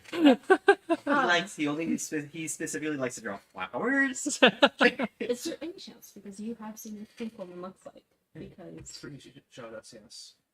could you draw a quick sketch so they could see? I could try. My arms are meant for artistry. That'd be fantastic. Because I'm wondering if you've maybe seen this person around and you're like, this is some evil person who fled the scene of a crime. As lovely as an artist Vander is, I don't know what kind of role this would be. It could be a couple different things. I'll let you go ahead and choose either between intelligence roll or a performance roll. I'm gonna do the intelligence. Okay. There's no war in Bossing say. Not too bad. I got a 9. A 9? I was waiting for somebody to notice that one. You're still able, even with a 9, you're able to draw a decent representation of the woman, but I mean, it's still pretty, as much as you know the defining characteristic of her skin is that it's pink, bright pink, that, you know, you're able to get some of the scars in there, but she just looks kind of like a tiefling, you know, which you don't know if she is or not, but you show Matthias what you draw, and he nods, and he goes, it doesn't spark anything within me that I know, but then again, this was 10 years ago, and I wasn't there, so... Okay. Any other questions? I would caution you to not ask around about this incident because you could quickly end up in chains for it. Even with me, you shouldn't have asked about it unless you're friends of Scalea's, which completely changes things because I know that you're trustworthy individuals. So, or at least you're vetted by Sick is what I can say. But be very careful about who you ask about this. Visiting in person may be the best chance if you are going to investigate it, but even then, remember you are guests in a foreign nation, and if you are seen there by the wrong people, it could cause problems. But I am interested myself in what happened. So fewer questions, but perhaps if we can figure out how to get there. Isn't that kind of towards the south end of the continent? That's what the university was, I believe. The university is currently at the southernmost point of the continent. Rafelt is also on that island, more in the middle on the coast to the west, but coast to the east, but yes. Well, I mean, we're just traveling in that direction. We are failed druids. It would just be so nice to explore the countryside. Hey, man. I tried. So did I. I can make a flower bloom. See? We're not failed druids. Can you polymorph? Me neither. Well, I can. That's something. That is more than I can do. You just see him looking over his spectacles at the two of you. Or from treetop. That explains so much. Do we have any more questions regarding anything? You had the map of hair as well, did you not? Yes. I'm looking for a woman named Ariel. Aerolith? And I'll take out the tea bag with her symbol. Okay, so you brought the one that actually had the symbol with it? Mm-hmm. He's never putting that anywhere but his pocket. Oh, really? He's Never. been carrying it with him the whole time. Yes. Okay. That's mom tea. That's mom tea. Aw, that's adorable. So do you like just show him the symbol on it? He'll hand it to him.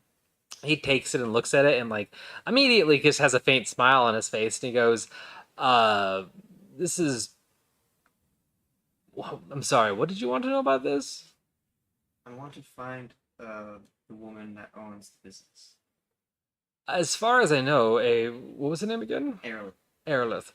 I don't believe a woman by the name of Aerolith owns this, but I know of it. This is a rather famous farm a bit further north called Reboran, and it produces some of the best tea in the nation. Where exactly? It's about 2 hours north of Quandir, and he says, I can draw you a map, and he reaches on his desk and he has like a bunch of different maps, but he plops one down that is like of the immediate area and scribbles some notes on it to show like a massive farming like community kind of towards the north of Quandir City, north of the city, after the city. God, my words tonight. But he marks on a map where the farm is. Thank you. Of course. Is it someone dear to you, or? My mom, my mentor, my teacher. Oh, well, it's very well known, and I wish you luck. As far as I know, a gentleman named Belzarif, I think, owns it these days, but Papa talk to this man. Thank you so much. hopefully he knows more than I do. What else can I help you with, though? How are we? How do we go about getting into? Well, if you're going to go the bumbling along the countryside route, which I don't dissuade you from, because Quandir is a beautiful nation, and that's just not the state talking. It is very beautiful, and there's quite a lot to see and things to take in, especially some of our food. Tea as well. But if you were to leave from Quandir proper, I could possibly pull some strings and arrange a teleportation directly to the university, but it takes a while. If you're traveling by foot, wherever the university is stationed at, because it tends to move every couple of weeks or so, so the students have exposure to different parts of the nation, and they can work with some of the different facilities that they've established on the ground at different spots around the nation. There will be a station on the ground where you can talk to university members, and with the right paperwork, you can get into the university. So I believe right now they're probably going to be in their current location, at least last time I talked to Peppermint. They're going to be there for at least another week, and they're just south of Zalapis. Okay. You're not going to miss the recruitment booth in whatever city they're hovering over at this point, because they make quite a show of it, but you'd be able to, with the correct papers or bribery, get your way into the university from there. So what I'm hearing is we could go up, check out this farm, easy little day trip, come back, and hopefully we could get a teleportation circle. And Sick will also have finished her situation and can go with us. Do we really want to do that first? It just seems like the logical, easiest thing. It is the nearest to where we are right now. Bender is happy. If it's not visibly apparent on his face. Matthias, if you don't mind me asking, I know, like, my people, we leave our village sometimes, but not very frequently. How is it you know of my people? Well, I got my start in the state services intelligence, and not to toot our own horn, but we have some of the best in the world, and there's not a rural culture that we are not informed of in some way if we need to take advantage of it or defend against it. So I know of your nation because of our surveillance records. I've never actually seen it myself, but Let's see. I was curious if perhaps my uncle had come through, but I don't know how extensively he traveled. I've never actually met one of you. You're the first one of your kind that I've met in person, but we have many changelings and shapeshifters employed in our service, and they are the ones that do most of our long-distance intelligence gathering, and they can also shapeshift to show us what the inhabitants look like when they train. I see. It's fascinating. It is. It's quite a benefit, but then again, we're not the only nation that employs shapeshifters or changelings in such a matter, so it's not unique to Quandir, but I myself have not traveled to your nation. Thank you for your answer. Of course. Any friend of Six is a friend of mine. I owe her quite a lot, and I'm more than happy to help you all, even if it's limited. As long as we are not asking about breadfruit, yes? As you saw, I answered those questions. Again, I owe her my life, and anyone that she vets, I will put a great deal of faith in, even if they are a new acquaintance such as you all. So, I've known her for the better part of 50 years, so at this point, we tend to take each other's word at face value. Well, you've been extremely helpful and very charming. Well, thank you. That's just who I am. I was joshing you at the dock, but please do treat Scalia well. She's been through quite a lot of hardships in her life, even though she does a great job of not showing it, and thankfully she has moved past those hardships.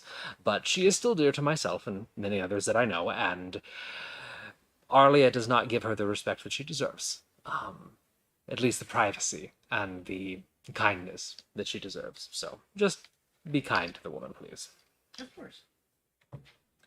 Any other questions or things that I can help you all with, though? She is going to be most likely tied up for the rest of the day, and there are inns nearby that you can stay at, and they are incredibly nice, but they also take advantage of the fact that they are the only inns for 25 miles, and they are quite spendy, so many choose to stay on their own ships, but if you would like to take in some of the local culture, I highly recommend it. Well, if you have any places you refer in specific, I would certainly be happy to have a list. It depends on what you're looking for. Are you looking to get a sample of the culture? Are you looking for just comfort and niceties? Like, what do you want? Culture. All right, well, that was a surprising unified front on that. There's one particular tavern that I would recommend if you're looking for culture. It sounds like a tourist trap. It's not. It's the King and the Flagon, and it is near the eastmost side of the buildings here in the bay. It's very unassuming from the outside. The name sounds like a tourist trap, as I mentioned. It is not. They serve nothing but native food, so dishes and drinks that you'll only find in Quandir, and you'll actually find breadfruit on the menu. It's fine to talk about in a common way, not in a how do I grow it, how do I get some, that sort of thing. Understood. But mostly locals are the ones that go there. So if you'd like to meet people of Quandir that live and work here, like myself, try some of the local food, listen to some of the local music, and get a feel for the place, I'd recommend the King and Flagon. Probably a good place to meet some people who could give us advice for traveling around a little as well, yes. Yes, I will say that even though they are locals, they do keep an eye out for strangers. So be bold, be yourselves, but also be wary of someone trying to pull a fast one on you, because not everyone here is going to be as charming as I am. You are very true. Well, thank you. It's what I always tell Skalea. That's why she started hanging out with me to begin with, because I was charming. But it's actually because she was an enemy spy. So Oh, we met during war. If she didn't tell you that. no. We haven't gotten a lot of backstory. Oh no, we met during a rather intense war over 50 years ago between Arlia and Quandir specifically, and I was a spy in her territory. She was a counter spy, best friends for life. It's okay. We met her during an assassination. You what? The old assassination attempt. She was assassinating stuff. She wouldn't. No. No, she was helping us. Oh, We were attempting. interesting. We have But- met. Not me, or her, or her. It's actually that party member since left. Oh, I Who see. did the actual shooting. So technically, we are all innocent. I mean, no judgment here. It's just, I thought she had left her assassinating ways behind when she left the Silver Moons, but it sounds like she was more an accomplice. Not to say that she Doesn't didn't. count. She was helping us. Oh. Yeah. Well, she blew my cover quite easily when I was in Arlia, and she had me at dagger point and could have dispatched me quite easily, but we found a common understanding that we were both being forced into roles that we didn't want to play for our kingdoms, and we managed in a very small way to help contribute to the peace in the end, and hopefully cut the war short and saved a couple hundred lives if we could. So.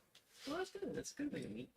It is. Explain what she was talking about, having a rather complicated history with the place. With Quandir? Yes. Yes, and well, her introduction was me, which I was very complicated and not charming. And after that, I became the ambassador for Quandir specifically for about 20 years or so before I shifted my focus back to intelligence. So her and I spent a lot of time together in that regard. I was the ambassador before she was. I was an ambassador before she was appointed the ambassador of Arlia. I had to deal with the old one for some time. But then we got to spend a lot of time with each other and get to know each other and the similarities between our cities and our peoples. And thankfully, we've had peace since then. So, and hopefully it continues to hold forevermore. But anyway, I will be here for the foreseeable future, so if you have other questions that come up, please swing by. I hope to get a drink with Skalea as well, so I hope to see you all again here at some point. But is there anything else that I can help you with here? It's your first day in our nation. I think we probably need a few hours stretching our legs before we'll know if there's anything else or not at this point. All right. Well, my door is always open if you need anything. But remember, be bold, be yourself. Don't get the wool pulled over your eyes, and don't talk about breadfruit in that way. So, Because all It was right. good to meet you. It was good to meet you too. Treat her well. Former assassin. Just say. I have no intention. All right. So you guys are going to head out, and are you going to be heading to the tavern, the King's Flagon that he mentioned, or? yeah, it probably seems like a good place to stop and Well, yes. head that way, and that'll be where we start next time, I imagine. Yep, that is what I was heading to. Just double checking with you guys. Now we roll for initiative. Yes. The giants are waiting for us outside. No, you step outside and you see a giant get thrown through a window by Skalea. Yeah. But yes, that is exactly Hacker where. immediately feels things. Yes, that is that is where I was going to end it for the night. So we're going to go ahead and stop right there with I almost said Sass combining characters, Cass, Sonny, and Vander.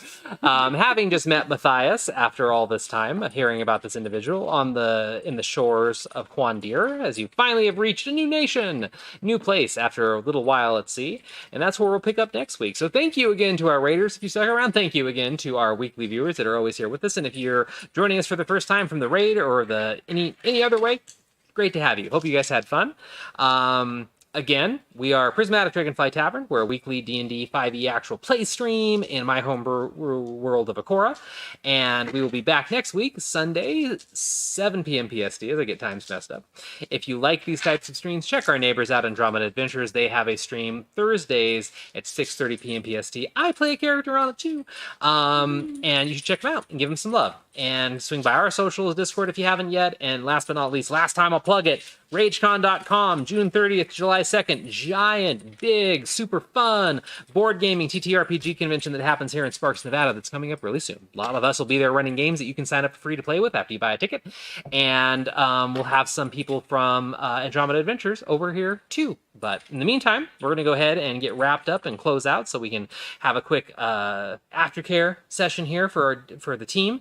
And then we're going to go ahead and head home because a lot of us have work tomorrow. So, and I bet a lot of you do too. So have a great night. Thank you for swinging by. Hope to see you in the future. We are going to raid somebody really quick right here at the end too so we can pass the love on.